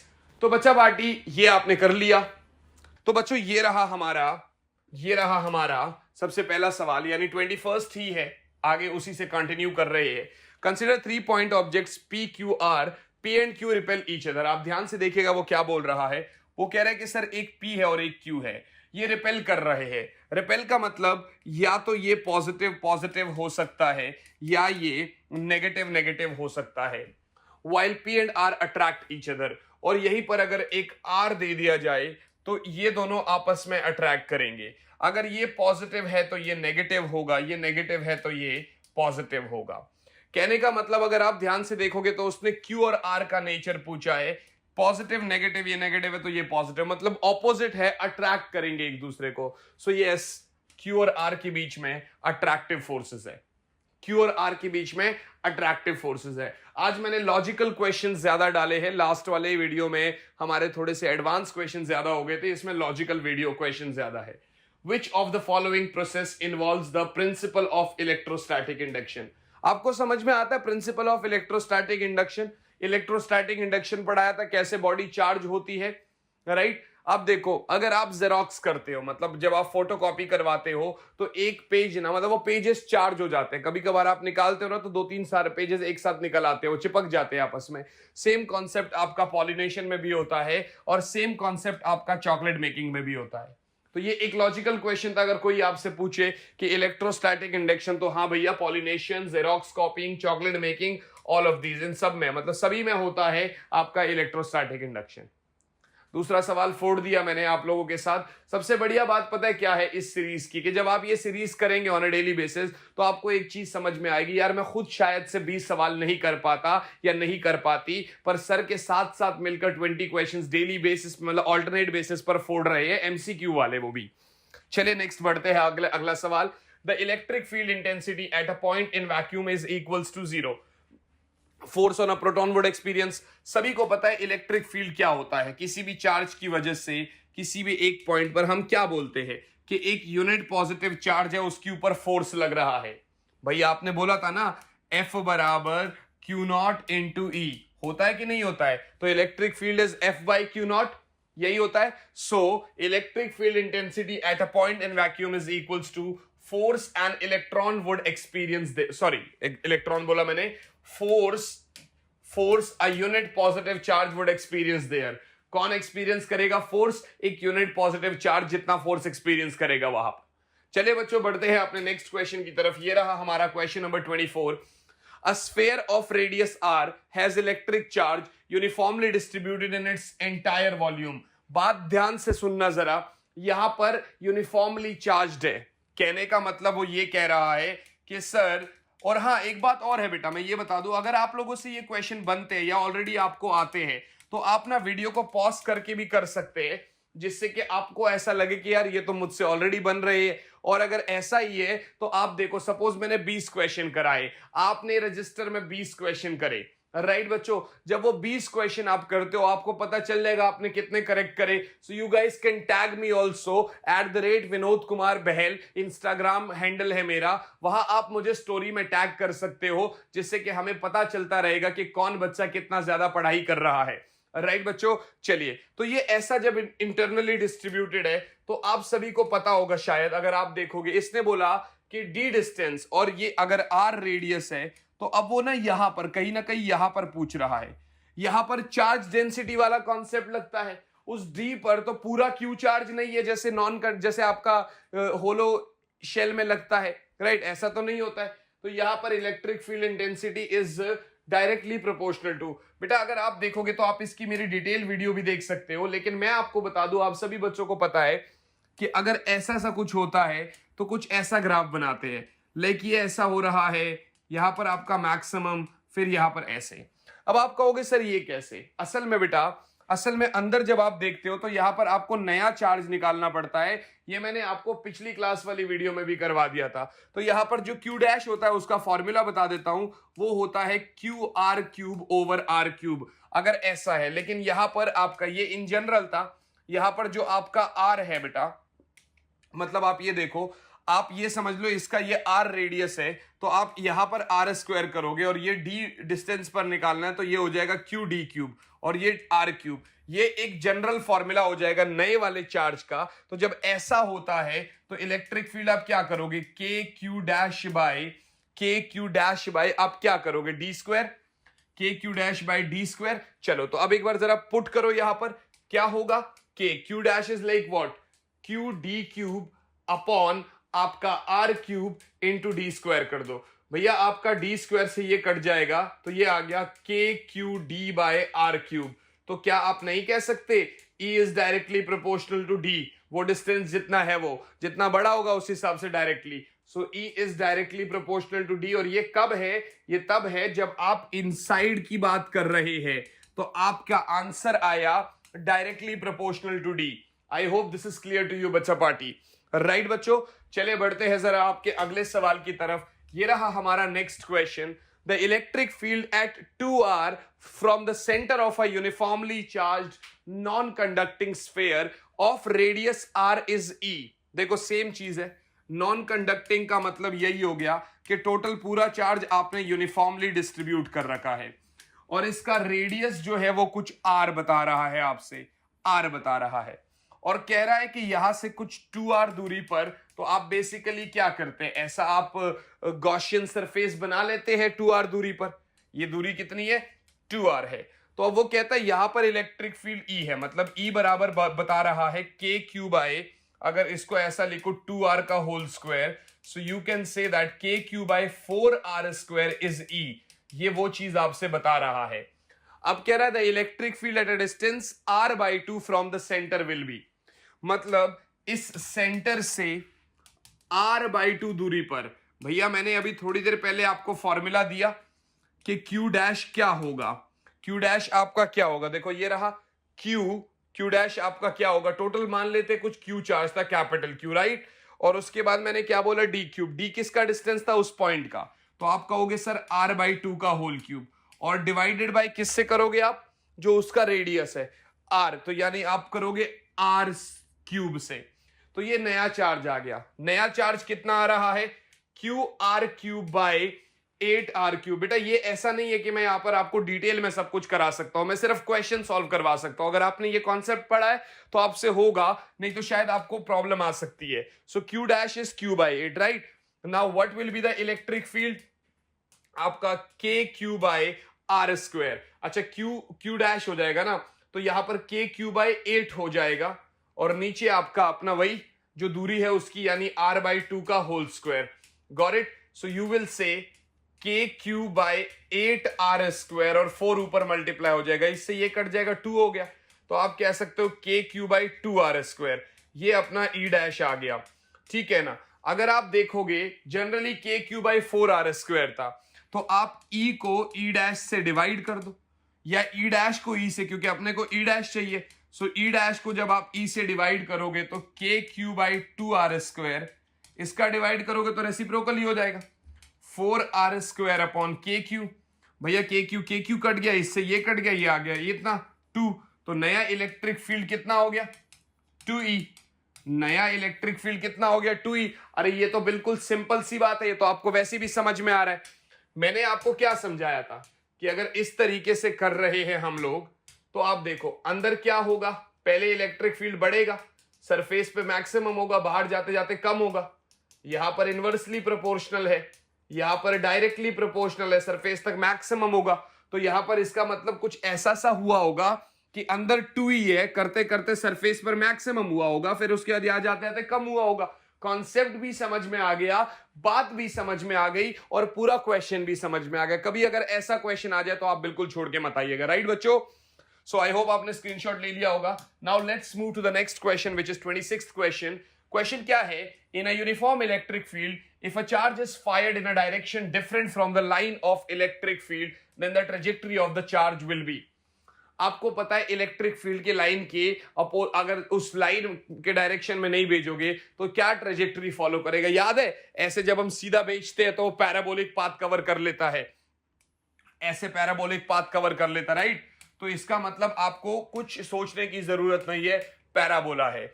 अब थोड़ा तो आप भी होमवर्क करोगे ना, निकालो ना किताबें, कुछ सर्च करने की कोशिश करो, देखो भैया पैराबोला कैसे होता है, इसके ऊपर एक पैराग्राफ बनाओ, मुझे टैग भी कर दो, मुझे भेज भी दो, सर हमने कर लिया खुद से, राइट गाइस। चलिए let's move to the next question. A positively charged pendulum oscillating in a uniform electric field pointing upwards is time period as compared to that when it oscillates without electric field। Last वाली video में भी same question था। अगर आप देखोगे electric field में आप एक पॉजिटिवली चार्ज्ड पेंडुलम रखोगे, ठीक है ना। अब यहां पर तो इलेक्ट्रिक फील्ड पॉइंटिंग अपवर्ड्स है, कोई बात नहीं, क्या प्रॉब्लम है, इलेक्ट्रिक फील्ड पॉइंटिंग अपवर्ड्स है, अपने को उससे कोई दिक्कत नहीं है, ये रहा। और यहां पर अगर आप देखोगे एक पेंडुलम है, मतलब एक ऐसा चार्ज है ऐसे करके, बड़ी सिंपल सी बात है, क्या होगा, ये फोर्स एक्सपीरियंस करेगा इलेक्ट्रिक फील्ड की वजह से, उस फोर्स की वजह से रिस्टोरिंग फोर्स भी आएगा। तो मतलब ये अगर जाएगा तो रिस्टोरिंग फोर्स इसको रोकने की कोशिश करेगा। तो इस केस में टाइम पीरियड कम होगा, इस केस में time period will be less. और अगर यहां पर टाइम पीरियड लेस है तो अगर आपने ये इलेक्ट्रिक फील्ड हटा दिया तो टाइम पीरियड बढ़ जाएगा कि नहीं बढ़ जाएगा। यस सर, बिल्कुल बढ़ जाएगा। तो आपका time period is more when it is oscillates या when it is oscillating without electric field. ये मैंने लास्ट वाले उस वीडियो में भी बताया था आप लोग को। आई होप बच्चा पार्टी आप सभी बच्चों को मेरी बात समझ में आ रही है। Yes guys, let's move to the next question. ये रहा हमारा 28th क्वेश्चन। हाउ मेनी इलेक्ट्रॉन्स शुड के बाद यहां पर रिमूव्ड होना चाहिए। How many electrons should removed from a coin of mass 1.6 gram so that they may float in an electric field of intensity इतना डायरेक्टेड अपवर्ड्स। भाई देखो, उसने कहा एक कॉइन को इलेक्ट्रिक फील्ड में फ्लोट करना है, राइट। मतलब जैसे होता है ना, बैलेंस्ड हो जाएगा उस इलेक्ट्रिक फील्ड में, बैलेंस हो जाएगा, ऐसा फ्लोट कर रहा है, ना अंदर जाएगा ना ऐसे करके। तो उस केस में आपको बस सिर्फ इतना ही करना है, कॉइन का फोर्स mg होता है और कॉइन के ऊपर इलेक्ट्रिक फील्ड की वजह से QE फोर्स लगेगा। मेरी बात समझ में आ रही है? बस तो फिर आप दोनों को बराबर कर दो, फ्लोट करेगा, mg बराबर QE। अब आपको पता है Q बराबर होता है Ne, है ना। तो इसकी जगह ऐसा हो जाएगा, mg बराबर Ne इंटू E। आपको नंबर ऑफ इलेक्ट्रॉन्स चाहिए था, सो n बराबर mg अपॉन आपका E। चलो वैल्यूज पुट करना स्टार्ट करो। मास कितना है 1.6, g को कुछ लिया नहीं है, मैं 10 ले लेता हूं। 10 ले लूं? हाँ ले सकते हो, या 9.8 ले लो, क्योंकि असल में क्या है ना, 9.8 में ही सारे आंसर्स है। E कितना होता है 1.6 10 की पावर -19, और इलेक्ट्रिक फील्ड कितना है बेटा 10 की पावर 9। तो आप क्या करोगे, 1.6 से 1.6 कट गया, 9.8 तो है, यहां पर -9 + 9 -10 हो गया, ऊपर 10 भेज दो, into 10 raise to the power 10 into 10 raise to the power 10। So 9.8 into 10 raise to the power 10 क्या है, these are the number of electrons. यहां पर तो 10 आ ही नहीं रहा है। Okay okay okay okay. One thing else, हमने गलती क्या कर दी, देखो आप मेरी जैसी गलती मत करना। ये मास ग्राम में था, आपको इसको केजी में कन्वर्ट करना पड़ेगा, राइट बच्चों। तो ये हो जाएगा 9.8 इंटू 10⁻⁷। यहां पर ऑप्शन देने वाला जो एग्जामिनर था वो थोड़ा समझदार नहीं था, नहीं तो 10 भी देना चाहिए था, ताकि आप ग्राम को केजी में कन्वर्ट नहीं करते, तो सीधा सीधा आप 10 वाले पे क्लिक कर देते। Got it? तो ये बेसिक गलतियां है, बट इन गलतियों को मत करके आना, बहुत जरूरी है ये सारी चीजें। राइट बच्चों, चलो बढ़ते हैं 29 की तरफ। क्वेश्चन क्या कहता है? ABC is an equilateral triangle, charges plus Q are placed at each corner. Okay, charges plus Q are placed at each corner. The electric field intensity at the centroid of the triangle will be. बड़ी simple सी बात है बच्चों, बड़ी simple सी बात है। ये आपका प्लस क्यू है, ये आपका प्लस क्यू है, ये आपका प्लस क्यू है। यहां पर अगर आपको ऐसा करना होता है ना, तो आपको देखो, वैसे तो मैं देख के आपको आंसर बता दूंगा 0 है, पर आप 0 बिल्कुल नहीं बता पाओगे अगर मैं इसको माइनस क्यू कर दूं तो। चीजों को देखना बहुत जरूर, क्योंकि देखते ही आप 0 बता देते हो, लेकिन कभी कभार वो 0 देता ही नहीं है। देखो होगा क्या बेटा, ये क्या करेगा, इसको इधर को रिपेल करेगा, और ये इसको इधर को रिपेल करेगा। ये आपका क्या है? इलेक्ट्रिक फील्ड इंटेंसिटी की बात कर रहा है। So this is E1 and this is E2। तो कहीं ना कहीं इनका रिजल्टेंट इस डायरेक्शन में होगा, दिस इज E, है ना। और ये वाला क्या करेगा, इसको इधर को लगाएगा E। अगर आप दोनों को कैलकुलेट करो तो इक्वल एंड अपोजिट होंगे, अपोजिट तो है ही, इक्वल होंगे तो कैंसिल आउट कर जाएगा, तो फाइनल आंसर 0 आ जाएगा। तो फाइनल आंसर क्या आ जाएगा बच्चों? 0 आ जाएगा। आई होप आपको मजे आ रहे होंगे, आपको समझ में आ रही है बात। ठीक है, मैं थोड़ा सा तेज चल रहा हूं क्योंकि मैं आप लोगों की स्पीड को कैप्चर करने की कोशिश कर रहा हूं, मैं आप लोगों की स्पीड को बनाने की कोशिश कर रहा हूं। राइट, चलिए आप आगे देखो बेटा। अगर आप देखोगे, a charge Q is placed at the centre of a square. एक चार्ज क्यू है जो कि स्क्वायर के सेंटर पर रखा हुआ है। ठीक है जी, ओके। अब ये क्या कहता है? If the electric field intensity due to the charge at the corner, यानी यहां पर एक चार्ज रखा हुआ है, ठीक है ना। If the electric field intensity due to the charge at the corner of the square is E1, okay, ठीक है, and the intensity at the midpoint of the square is E2, okay। अगर यहां पर इलेक्ट्रिक फील्ड इंटेंसिटी देखोगे तो ये E1 हो गया, गॉट इट। और अगर इसके बीच में देखोगे तो ये E2 हो गया। अब आपसे वो कह रहा है E1 by E2 बताओ। पहले तो आप एक चीज देखो बेटा, अगर ये आपका कोई भी डायरेक्शन, मतलब कोई भी डिस्टेंस है, A है मान ले, तो ये पूरा क्या होगा? A√2। तो ये क्या होगा? A√2/2 या A/√2, we can say that. तो E1 क्या आएगा बेटा? KQ बाय दूरी, यानी A√2/2 का होल स्क्वायर, और वी कैन से KQ, ये ऊपर चला जाएगा आपका 4 और नीचे आ जाएगा 2A²। 2 से 4 कट गया तो आंसर आया 2KQ/A²। आंसर आया 2KQ/A²। और अगर आप और देखोगे, तो इस वाले से दूरी कितनी होगी? A/2। तो E2 ले लो, KQ/A/2 का होल स्क्वायर, राइट है जी। अब इसका 4 ऊपर चला जाएगा, so 4KQ/A²। We can say that this is 4KQ/A²। अब दोनों को डिवाइड मार दो, सो E1 over E2 is, E1 क्या है? 2KQ/A² इंटू इसको करो A²/4KQ। खत्म। आंसर आया E1/E2 इज 1/2। वही तो पूछा उसने, E1/E2 1/2। This is our final answer. कुछ था ही नहीं इसमें, बहुत सिंपल क्वेश्चन था, आपको करना था बस इसको। आई होप बच्चों आपको इस क्वेश्चन का मतलब समझ में आ गया होगा, आप इसको अच्छे से कर रहे होंगे। तो चलिए बच्चों बढ़ते हैं जरा अगले सवाल पे। Next question, point charges each of Q are placed at the 3 corners of a square. ध्यान से देखो भाई क्या बोल रहा है वो, ध्यान से देखो वो क्या बोल रहा है। दोबारा से डायग्राम बनाओ। एक प्लस क्यू दिया हुआ है यहां पर, एक माइनस क्यू दिया हुआ है, एक प्लस क्यू दिया हुआ है, और एक यहां पर इस कॉर्नर में। अब वो कहता है what is the direction of the resultant electric field at the 4th corner. बड़ी सिंपल सी बात है बेटा, बड़ी सिंपल सी बात है। ये प्लस क्यू की वजह से ये E1 होगा और इसकी वजह से ये आपका E2 होगा। तो इनका रिजल्टेंट होगा कुछ ये, जो कि बेसिकली आएगा E√2 अगर आप निकाल लोगे तो E√2। और देखो ये तो अपनी तरफ अट्रैक्ट करेगा, ये आपका E3 आ गया। नेट इलेक्ट्रिक फील्ड क्या होगा? मैं कहूंगा अगर इसको मैं E√2 minus E3। You know why? आप कहोगे सर आपको कैसे पता ये बड़ा है? अरे एक बात बताओ, ये ई तो है ही, उसके साथ √2 और मल्टीप्लाई है, और दूरी कम थी, चार्जेस सेम है, दूरी ज्यादा है, डिस्टेंस ज्यादा है, तो इलेक्ट्रिक फील्ड वैसे ही कम होगा। यानी नेट इलेक्ट्रिक फील्ड कौन सी डायरेक्शन में? ओबी डायरेक्शन में, इस वाली डायरेक्शन में, ओबी। निकाल के देखना हो, निकाल लो। देखो ई क्या हुआ? KQ/A²। तो E√2 क्या होगा?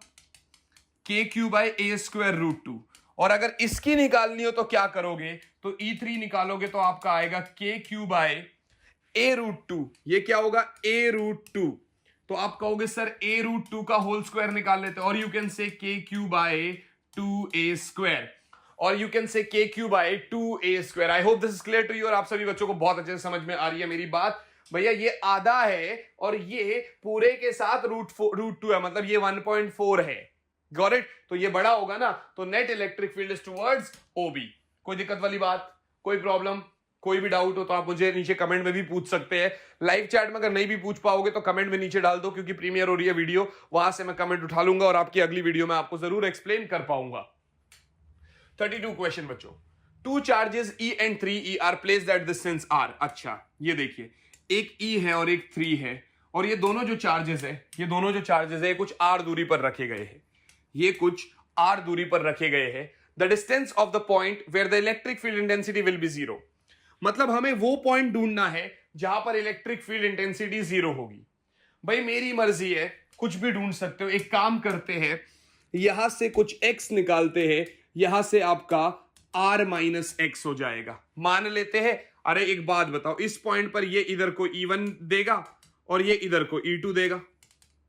कायदे से तो अगर आप देखोगे तो कायदे से देखो, जो चार्ज बड़ा होगा वो बड़ा होगा, मतलब E2 बड़ा होगा, और E1 उसके अपोजिट डायरेक्शन में, उसमें से माइनस कर दो, बराबर 0 होगा, क्योंकि नेट इलेक्ट्रिक फील्ड 0 चाहिए। तो आपस में बराबर हो गए ना एक हिसाब से, तो मतलब E2 बराबर E1 हो गया ना बेटा। तो आप देखो E2 कितना है आपका, ये वाला, इसकी वजह से E2 बराबर E1 बता रहे हो, मतलब इसकी वजह से क्या होगा? K इंटू 3E बाय आपका R-x का होल स्क्वायर इक्वल्स टू बेटा K into E by x का square. Got it? x square R-x का स्क्वायर। K से K कट गया, E से E कट गया, मारो क्रॉस मल्टीप्लाई, मतलब 3x² बराबर R-x का होल स्क्वायर। मैं कहूंगा अंडर रूट कर दो दोनों को, अंडर रूट करूंगा दोनों को तो क्या हो जाएगा? तो कुछ ऐसा होगा बेटा, 3x² का रूट बराबर R-x का होल स्क्वायर का रूट। आप क्या करते हैं, इसको सॉल्व करने की कोशिश करते हैं, फिर बड़ी प्रॉब्लम आ जाती है। तो आप देखो, x² से तो x बाहर आ जाएगा, 3 का रूट तो √3 रहेगा, इस स्क्वायर से ये रूट बाहर आ जाएगा, R-x। इसको वहां भेजो, सो x √3 प्लस x बराबर R, और we can say x common ले लो, √3 + 1 इक्वल्स टू R, और we can say that x बराबर R बाय √3 + 1। और ये दूरी, ये x कहां से है? फ्रॉम E, ये है फ्रॉम E वाला चार्ज। तो आप क्या कहोगे? R by 1 + √3 from E charge. So B option is the correct answer. I hope you guys get this. I hope ये सारे क्वेश्चन से आपके कॉन्सेप्ट प्यारे से समझ में आ रहे होंगे, आपके कॉन्सेप्ट क्लियर हो रहे होंगे इन सभी क्वेश्चन से, राइट बच्चों? चलिए बढ़ते हैं आगे, अगले सवाल की तरफ बढ़ते हैं। ये रहा 33 question. If electric lines of force in a region are represented as shown in the figure, then one can conclude that electric field is non-uniform, uniform, both uniform and non-uniform, zero everywhere। भैया आप ध्यान से देखो, इस point पर अगर आप देख पा रहे हो तो इलेक्ट्रिक फील्ड यूनिफॉर्म है। अब यहां से जैसे ही आगे जाओगे तो इलेक्ट्रिक फील्ड नॉन यूनिफॉर्मिटी की तरफ जा रहा है। So yes, we can say that यहां पर यूनिफॉर्म भी दिखाई दे रहा है और यहां पर नॉन यूनिफॉर्म भी दिखाई दे रहा है, राइट बच्चों? आई होप आपको समझ में आ गया होगा, आई होप आप कर पा रहे होंगे अच्छे से। आगे चले बेटा, yes. So let's move to the next question, 34। An uncharged sphere of metal, ये आपका बोर्ड्स में भी आया हुआ क्वेश्चन है, ये आपका सीबीएसई बोर्ड्स में भी आया हुआ क्वेश्चन है, ठीक है ना? आज से कुछ 5 साल या 6 साल पहले आया था। An uncharged sphere of metal is placed in a uniform electric field produced by 2 oppositely charged plates. The line of force will appear. आप ध्यान से देखो, इलेक्ट्रिक फील्ड है और यहां से अगर आप देखोगे ना तो कंडक्टर के ऊपर ना परपेंडिकुलर लाइंस आती है, मतलब इलेक्ट्रिक फील्ड परपेंडिकुलर होती है कंडक्टर के, और इसके अंदर इलेक्ट्रिक फील्ड 0 होता है। बड़ी सिंपल सी बात है, इस वाले में तो पास हो रही है तो वैसे ही गलत हो गया। यहां पर आपका मतलब आप देखोगे तो यहां पर आपका वैसे है ही नहीं, जो है नॉन यूनिफॉर्म ही हो गई बात। और बात सबसे बड़ी बात, नेगेटिव से भी ये मर्ज हो रहा है तो ये वैसे ही गलत हो गया। और दूसरा अगर आप देखोगे यहां पर भाई पॉजिटिव से हो रहा है लेकिन परपेंडिकुलर नहीं है तो ये भी गलत हो गया। तो आंसर कौन सा सही बैठेगा? थर्ड ऑप्शन, राइट, क्योंकि परपेंडिकुलर होना बहुत जरूरी है electric field on a conducting surface. Got it बच्चों? ये रहा। Next question, an electron released on the axis of a positively charged ring at a large distance from the center will। अगर आप एक पॉजिटिवली चार्ज्ड रिंग के ऊपर electron को release कर दोगे, आपको पता है कि फोर्स का फॉर्मूला क्या होता है, के क्यू इवन, एक सेकंड होल्ड करो, इलेक्ट्रिक फील्ड निकालोगे ना आप तो इलेक्ट्रिक फील्ड क्या होगा? के q x by are square plus x square की पावर 3/2। भैया दो चीजें होगी यहां पर, या तो x is very very greater than r या r is very very greater than x। और आप क्या बता रहे हो कि सर आपका जो यहां पर है ring at a large distance from the centre, यानी x is very very greater than r, तो r का तो कैंसिल आउट हो गया। तो जब r कैंसिल आउट हो गया तो r आपका लगभग 0 हो गया। तो आपका ये हो गया के क्यू एक्स अपॉन 2 से 2 कट जाएगा एक्स क्यूब, इससे ये हट जाएगा तो के क्यू बाय एक्स स्क्वायर। अगर r बहुत बड़ा होता तो x कट जाता, तो ये आपका फिर ये होता। तो यहां पर अगर r बहुत बड़ा है ना बेटा, तो उस केस में आपका SHM होगा क्योंकि आपका डायरेक्टली प्रोपोर्शनल टू x है। बट अगर x बहुत बड़ा है r से तो वहां पर आप कहोगे it will do oscillatory motion, क्योंकि क्या होता है ना, वो नीचे आएगा, सेंटर तक आते आते रुक तो जाएगा बट उसकी कुछ वेलोसिटी होगी, फिर उसके बाद वो वेलोसिटी के अपोजिट डायरेक्शन में आएगा। समझ में आया कि नहीं आया? फिर वो वापस आएगा, फिर वो ऐसे ऐसे मतलब ओसिलेशन कर रहा होगा, ऊपर मीन से एक्सट्रीम, एक्सट्रीम से मीन, मीन से एक्सट्रीम, एक्सट्रीम से मीन, ऐसा करके। राइट बच्चों? Next question, electric charge q, q and -2q are respectively placed at the 3 corners of an equilateral triangle of side A। चलिए भाई, एक इक्विलेटरल ट्रायंगल बना लेते हैं। क्या क्या चार्जेस है? आप क्या कह रहे हो कि sir q and -2q, right? तो ऐसा बना ले, q एंड -2q, मर्जी आपकी, कुछ भी देख लो। और साइड A है, ठीक है जी, साइड A है। Magnitude of the electric dipole moment of the system का इलेक्ट्रिक डाइपोल मोमेंट का मैग्नीट्यूड। तो आप देखिए q और -2q, अगर आप ध्यान से देख पा रहे होगे तो यहां पर बेसिकली क्या हो रहा होगा, ये q है और ये -2q है, डाइपोल है एक हिसाब से। कैसे कैसे पता चलेगा भाई? ये q हो गया तो ये कुछ इस तरीके से सेट हो जाएगा कि मतलब ये -q में बन जाएगा, क्योंकि -2q तोड़ दिया मैंने, ये q है और ये भी q है। तो बेसिकली क्या हो रहा होगा भाई, आपका ये -q है और ये -q है, इस डाइपोल का डायरेक्शन इधर होगा P1 और ये नेगेटिव से पॉजिटिव इसका डायरेक्शन इधर होगा P2। और कहीं ना कहीं अगर आप देख पा रहे होगे तो एक इधर हो गया और एक इधर हो गया और दोनों के बीच में 60 डिग्री एंगल है ना? अब जो ये वाला डाइपोल है ना,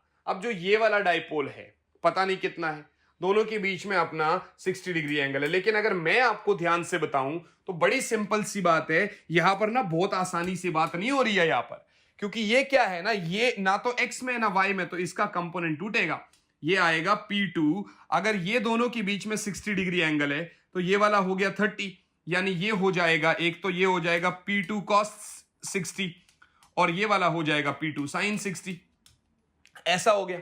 अब आप बड़ी ध्यान से देख लो कि आपका जो नेट डाइपोल मोमेंट है वो तो आपका यही है, P1 प्लस P2 cos 60, ठीक है ना? लेकिन असल में ना पता है क्या है, असल में अगर मैं आपको बताऊं तो ये ना आप ऐसा बनाओ ही मत। असल में यहां पर कुछ इस तरीके से सेटअप हो रहा है, यहां पर सेटअप ना कुछ इस तरीके से होना चाहिए कि अगर मैं इसको ऐसा बना लूं ना, Q और फिर ये हो जाएगा ऐसा -2Q, तो -Q, तो एक इधर हो जाएगा P1 और एक इधर हो जाएगा P2, तो आपकी बात आसानी से हो जाएगी। ये हो जाएगा आपका P रिजल्टेंट। P रिजल्टेंट क्या होगा?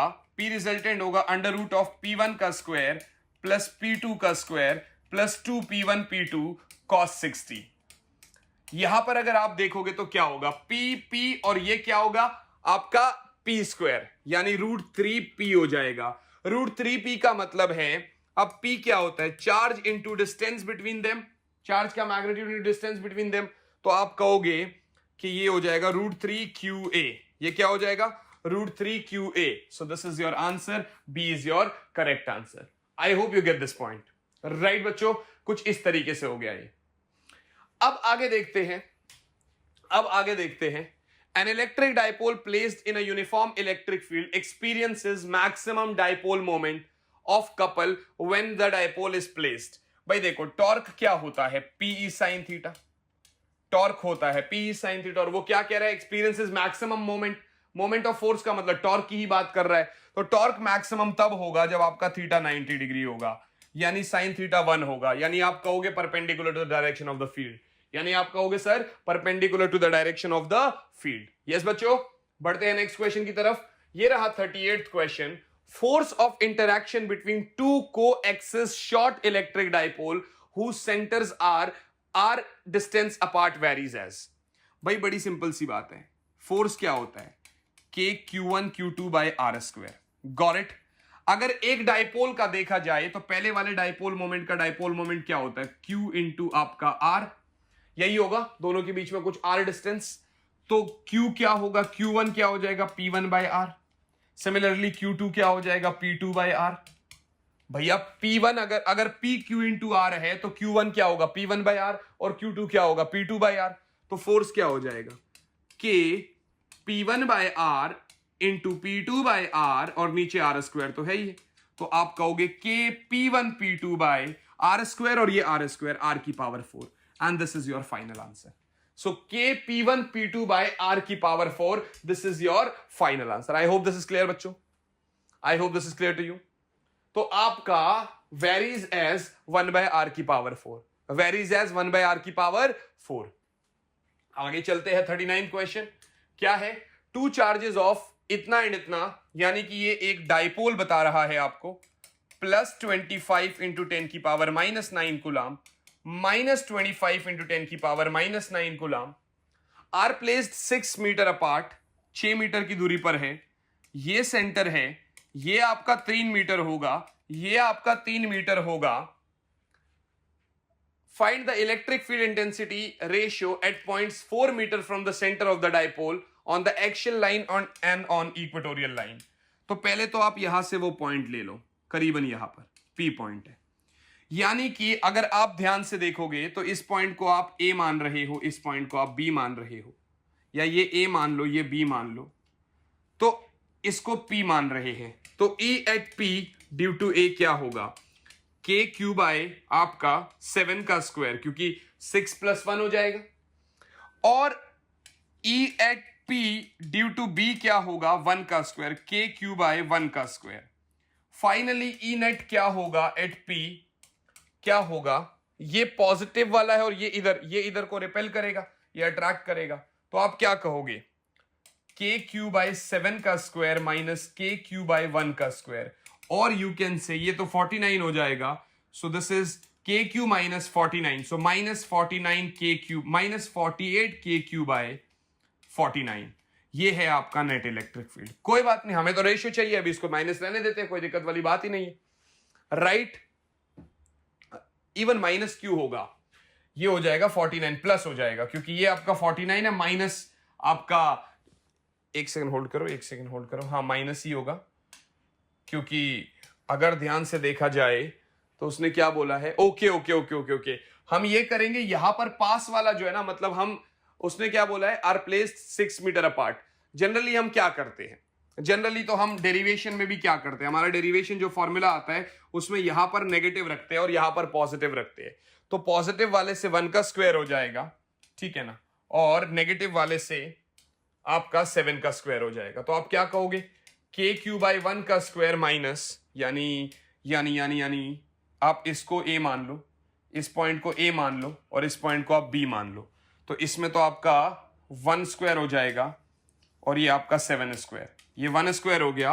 E at P due to B क्या हो जाएगा, k क्यू बाय 7 स्क्वायर, और आप यहां पर 1 स्क्वायर में से 7 स्क्वायर माइनस कर लो, तो अब हो जाएगा 48k³/49। ये हो गया ई एट पी, एक्शियल की वजह से। किसकी वजह से? एक्शियल की वजह से। अब बात आएगी इक्वेटोरियल। भैया इक्वेटोरियल कैसे आएगा? ये माइनस क्यू है, ये प्लस क्यू है, ये आपका 3 है सेंटर, ये पी पॉइंट है जो यहां से बेसिकली 4 मीटर की दूरी पर है। 3 और 4 का स्क्वायर ये क्या हो जाएगा? 5 हो जाएगा। इसकी वजह से क्या होगा? इसकी वजह से इधर को और इसकी वजह से इधर को। सभी को पता है नेट तो इधर आएगा। कितना आएगा? E cos theta plus E cos theta, यानी यहां पर ई एट पी जो होगा वो क्या होगा? 2e cos theta. अब e क्या है? 2। e क्या है? k³/r कितना है? 5 का स्क्वायर इंटू कॉस थीटा क्या है? अगर दिस इज थीटा तो बेस यानी 3/5, यानी ये हो जाएगा 6k³/125। कोई बात तो है नहीं? बिल्कुल सही बात है। अब डिवाइड मार दो दोनों को, ये इक्वेटोरियल है। So your answer is going to be 48k³/49 into क्या है? 6k³/125। 6k³/1, सॉरी डिवाइड करना था ना, रेशियो के लिए डिवाइड करना पड़ेगा तो उल्टा मारना पड़ेगा, मल्टीप्लाई।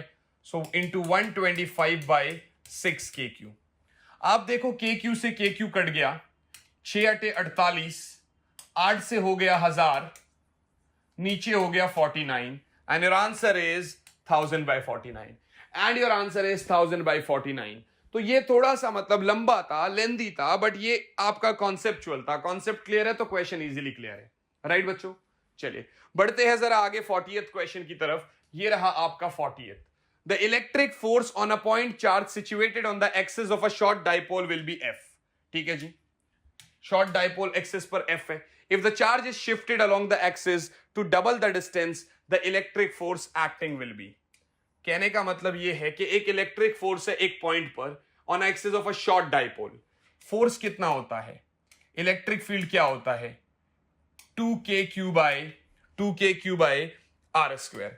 यही होता है। इवन r³ होता है, 2k³/r³ होता है। आप क्या कह रहे हो? एक मतलब एक शॉर्ट डाइपोल से ना, शॉर्ट डाइपोल क्या होता है?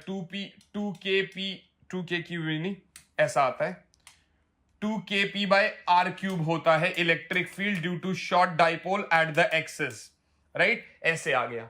अब वो कह रहे हैं if the charge is shifted along the axis to the double the distance. अब डिस्टेंस आपका डबल हो गया, मतलब अब ये हो जाएगा आपका the electric force. So now F dash will be 2kp/, अच्छा ये E है तो इसको अगर आप Q से मल्टीप्लाई कर दोगे तो ये आपका फोर्स बन जाएगा। नहीं, F बराबर Q। हाँ ठीक है, फोर्स बन गया। तो ये 2kp³ डिस्टेंस कितना हो गया? डबल, तो 2r का होल क्यूब, यानी ये हो जाएगा आपका F/8, यानी ये हो गया आपका F/8। समझ में आया? बस सिर्फ r³ की जगह 2r का होल क्यूब 8 हो गया, सो 8r³, so that is the F/8। ये थे आपके क्वेश्चन बी। अब हम कर रहे हैं बच्चों 41। An electric dipole is placed eight N angle of 60 degree with N electric field of strength 4 × 10⁵ Newton पर कूलम। गौर से देखिएगा बच्चों, गौर से देखिएगा। इलेक्ट्रिक डाइपोल देखो, थीटा कितना है? 60 डिग्री है, और इलेक्ट्रिक फील्ड स्ट्रेंथ कितना है? 4 × 10⁵। If experience is torque, torque कितना है? 8√3 न्यूटन मीटर। आपको क्या करना है? चार्ज बताना है, और डाइपोल का लेंथ ऑलरेडी दे रखा है, मतलब 12 दे रखा है 4 सेंटीमीटर। अगर आपको पता हो बेटा तो टॉर्क होता है PE sin थीटा। P की जगह आप लिख सकते हो Q × 12E sin थीटा। राइट जी? अच्छा, हमें क्या चाहिए? चार्ज चाहिए। तो Q बराबर क्या होगा?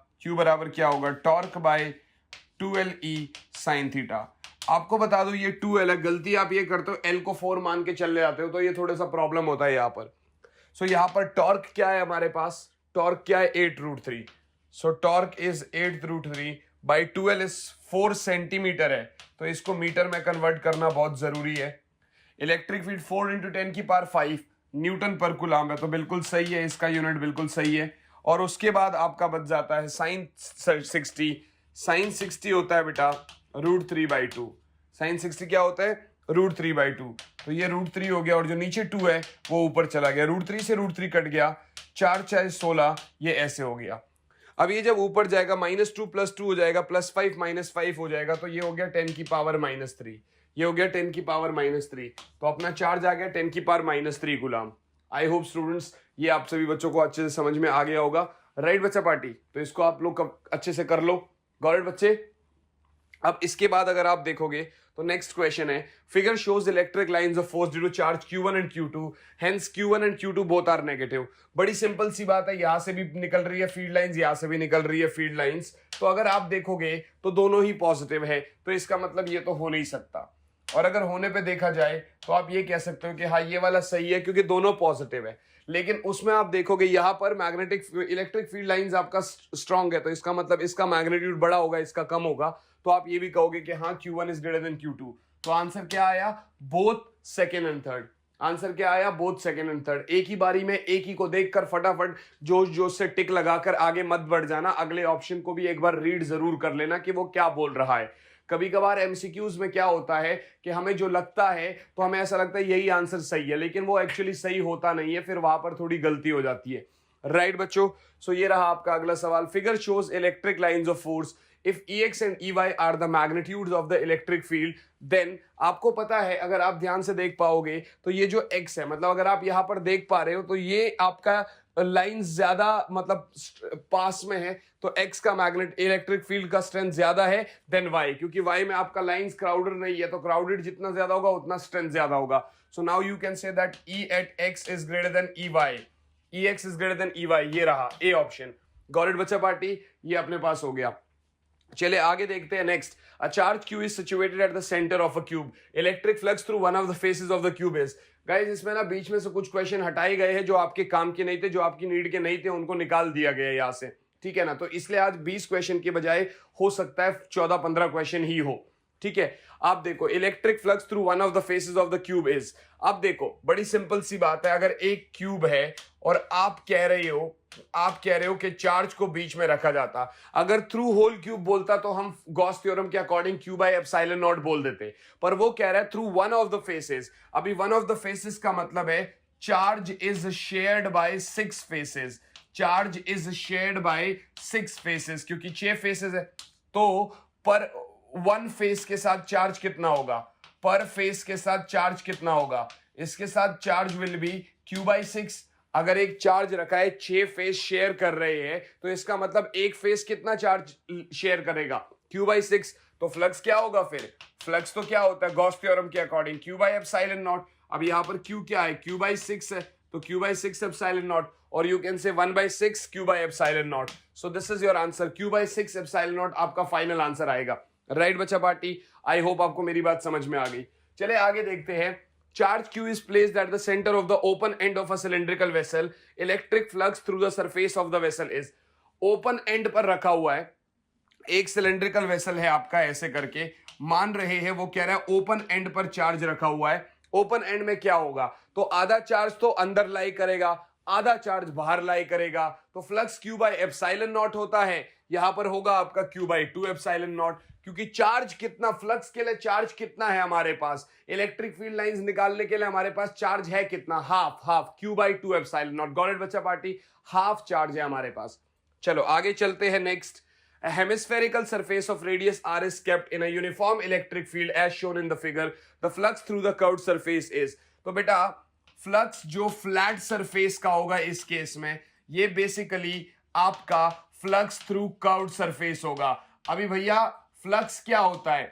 फ्लक्स आपका होता है इलेक्ट्रिक फील्ड इनटू एरिया, तो इलेक्ट्रिक फील्ड को एरिया से मल्टीप्लाई कर दो, एरिया क्या है πr², तो आपका फ्लक्स क्या हो गया E into πr², E into πr²।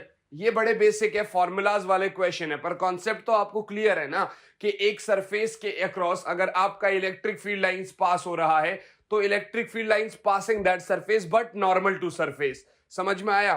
तो नॉर्मल टू सरफेस पे यहां पर एक और क्वेश्चन देखो, total flux associated with unit positive charge in vacuum. Vacuum में अगर यूनिट पॉजिटिव चार्ज रखा है तो टोटल फ्लक्स क्या होगा? आप देखो बच्चे, फ्लक्स क्या है? Q by epsilon not. अगर चार्ज आपका यूनिट हो गया तो फ्लक्स क्या हो जाएगा? तब तो फ्लक्स आपका 1 बाय एप्सिलॉन नॉट हो जाएगा ना बेटा। तो आप सीधा सीधा कहोगे ना 1 बाय एप्सिलॉन नॉट।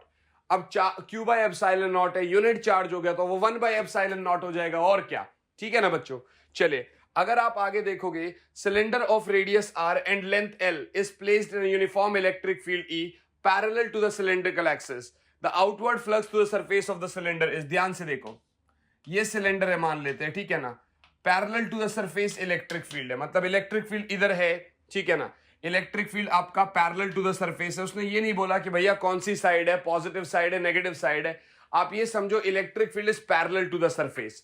समझ में आया कि नहीं आया? ओके, तो यहां पर E है और इस सरफेस का ये आपका DA होगा, ये आपस में थीटा 0 डिग्री बना रहे हैं। इसके लिए आपका ये आपका DA होगा और ये E होगा, तो इसके लिए E और DS के बीच में 90 डिग्री।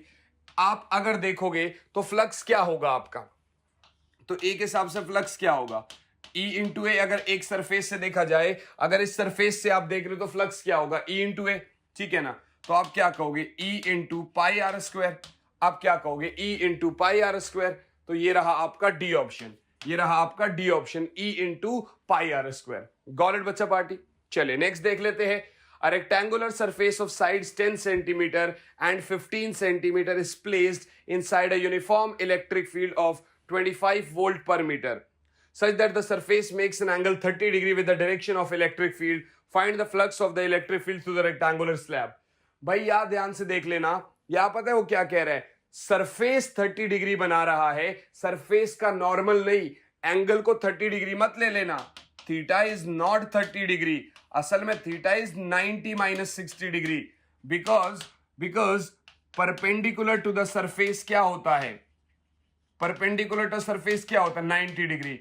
और अगर सरफेस ही 30 डिग्री बना रहा है तो परपेंडिकुलर टू माइनस 90 माइनस 30 हो जाएगा, तो परपेंडिकुलर टू द सरफेस तो 60 डिग्री हो जाएगा बेटा। क्या हो जाएगा, 60 डिग्री। आई होप आपको मेरी बात समझ में आ रही है। तो मतलब थीटा हो गया हमारा 90 माइनस 30, दैट इज 60 डिग्री। अब आप सीधा सीधा फॉर्मूला पुट करो, अब आपका आंसर आ जाएगा। कैसे बेटा, देखो आपका एरिया क्या है, 10 सेंटीमीटर 15 सेंटीमीटर, एरिया क्या हो गया 10 इंटू 15 इंटू 10 की पावर माइनस 4, और वी कैन से 15 इंटू 10 की power minus 3 metre square, centimetre square, ठीक है। एक तो ये हो गया, इवन मीटर स्क्वायर हो गया ना, ये हो गया आपका मीटर स्क्वायर, ठीक है ना।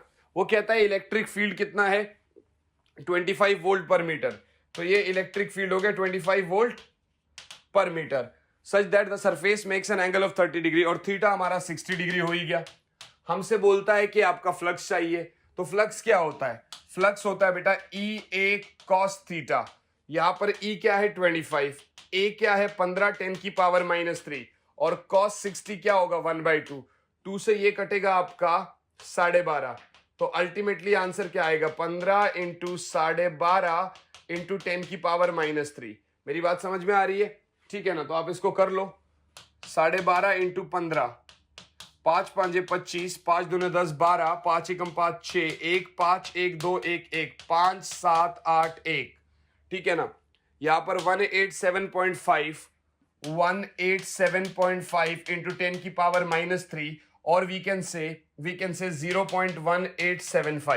0.1875 newton metre square per coulomb.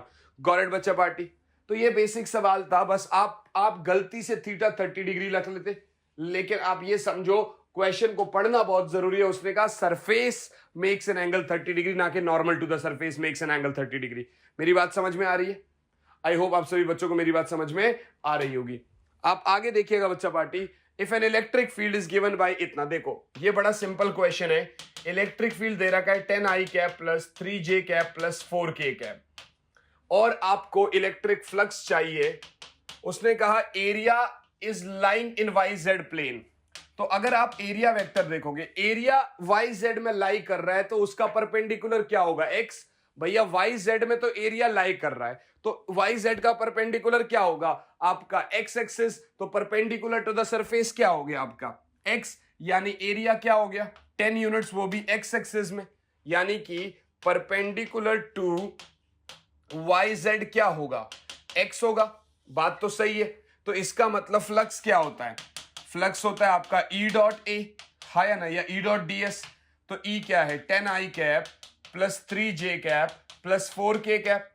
इसका आप डॉट कर दो किसके साथ, 10i कैप के साथ। भैया 10 into 10 100, I cap dot I cap 1 होता है, तो फ्लक्स आपका हो गया 100 यूनिट्स। फ्लक्स क्या हो गया 100 यूनिट्स। तो ये रहा हमारा A option, flux is 100 units. I hope बच्चा पार्टी आपको मेरी बात समझ में आ रही है। चलिए आगे चलते हैं, नेक्स्ट क्वेश्चन। तो ये रहा question, the electric field in region is radially outward and at a point is given by इतना। अब भैया इस बार इलेक्ट्रिक फील्ड आपको दे रखा है 250 are volt per metre, where r is in the distance of the point from charge. Calculate the charge contained in a sphere of radius 20 centimeter. Radius 20 centimeter यानी 0.2 metre है। Calculate the charge contained in a sphere of radius इतना।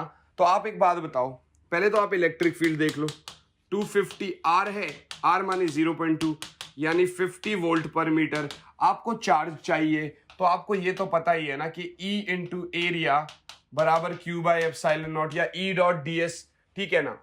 तो ds का मतलब तो क्या ही हो गया 4 पाई r स्क्वायर बराबर Q by epsilon not. So Q बराबर E into 4 pi epsilon naught r square, और वी कैन से E कितना है 50। 4 पाई का मतलब 1/9 इंटू 10 की पावर 9, r स्क्वायर का मतलब 0.2 इंटू 0.2। Got it. अब अगर मैं इसको डिवाइड करता हूं 0 से तो ये कट जाएगा, 2 5 10, 10 से ये कट जाएगा, सिर्फ 2 रह जाएगा। सो 2/9 into 10 raise to the power -9।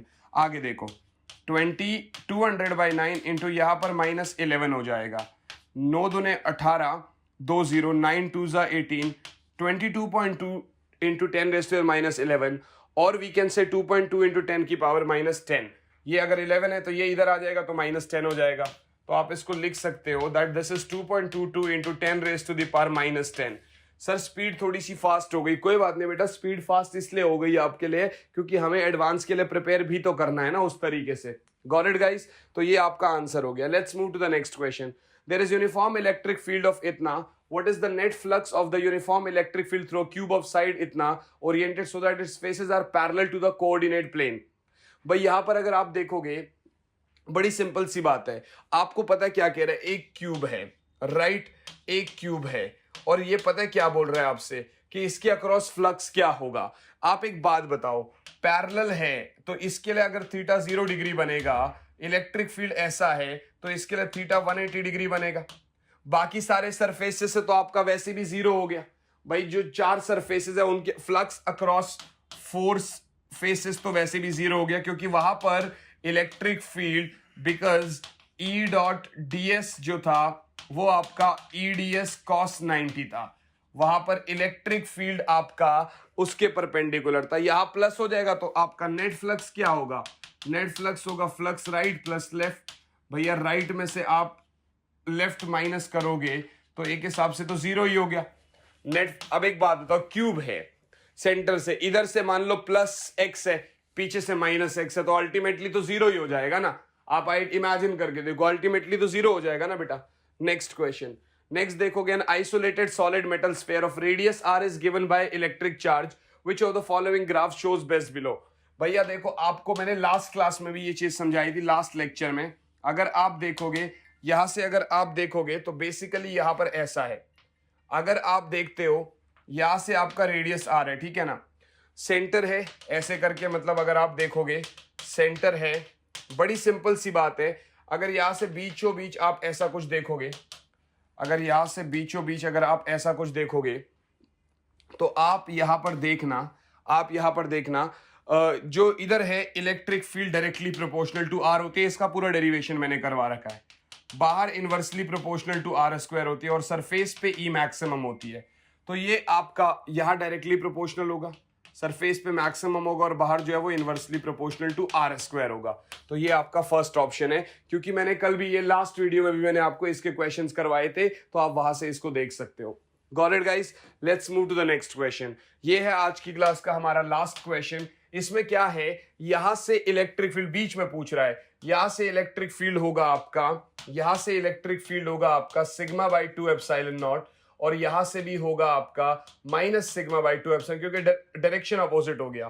तो क्या होगा, सिग्मा बाई 2 एप्सिलॉन नॉट में से अगर sigma by 2 epsilon not minus कर दूंगा तो तो अपना आंसर 0 आ जाएगा कि नहीं आ जाएगा? Yes sir, answer is 0। तो यस बच्चा पार्टी, तो यार फाइनली अपने 60 सवाल कंप्लीट हो गए। आई होप आप लोगों को अच्छा लगा होगा। देखिए यहां तक आप पहुंच ही गए हो तो यार सेशन को लाइक करना, सेशन पर कमेंट करना और दोस्तों के साथ शेयर करना मत भूलना यार। इसी तरीके से कंटेंट मैं आप लोगों के पास लाता रहूंगा। टेलीग्राम चैनल जरूर ज्वाइन करें, डिस्क्रिप्शन से स्पेशल क्लास का लिंक जरूर एनरोल करें। और अब मैं आपसे मुलाकात करूंगा आप ही के अगले वीडियो में। टिल देन आज के लिए इतना ही काफी है। ऑल द वेरी बेस्ट बच्चा party, bye guys, bye. Yes.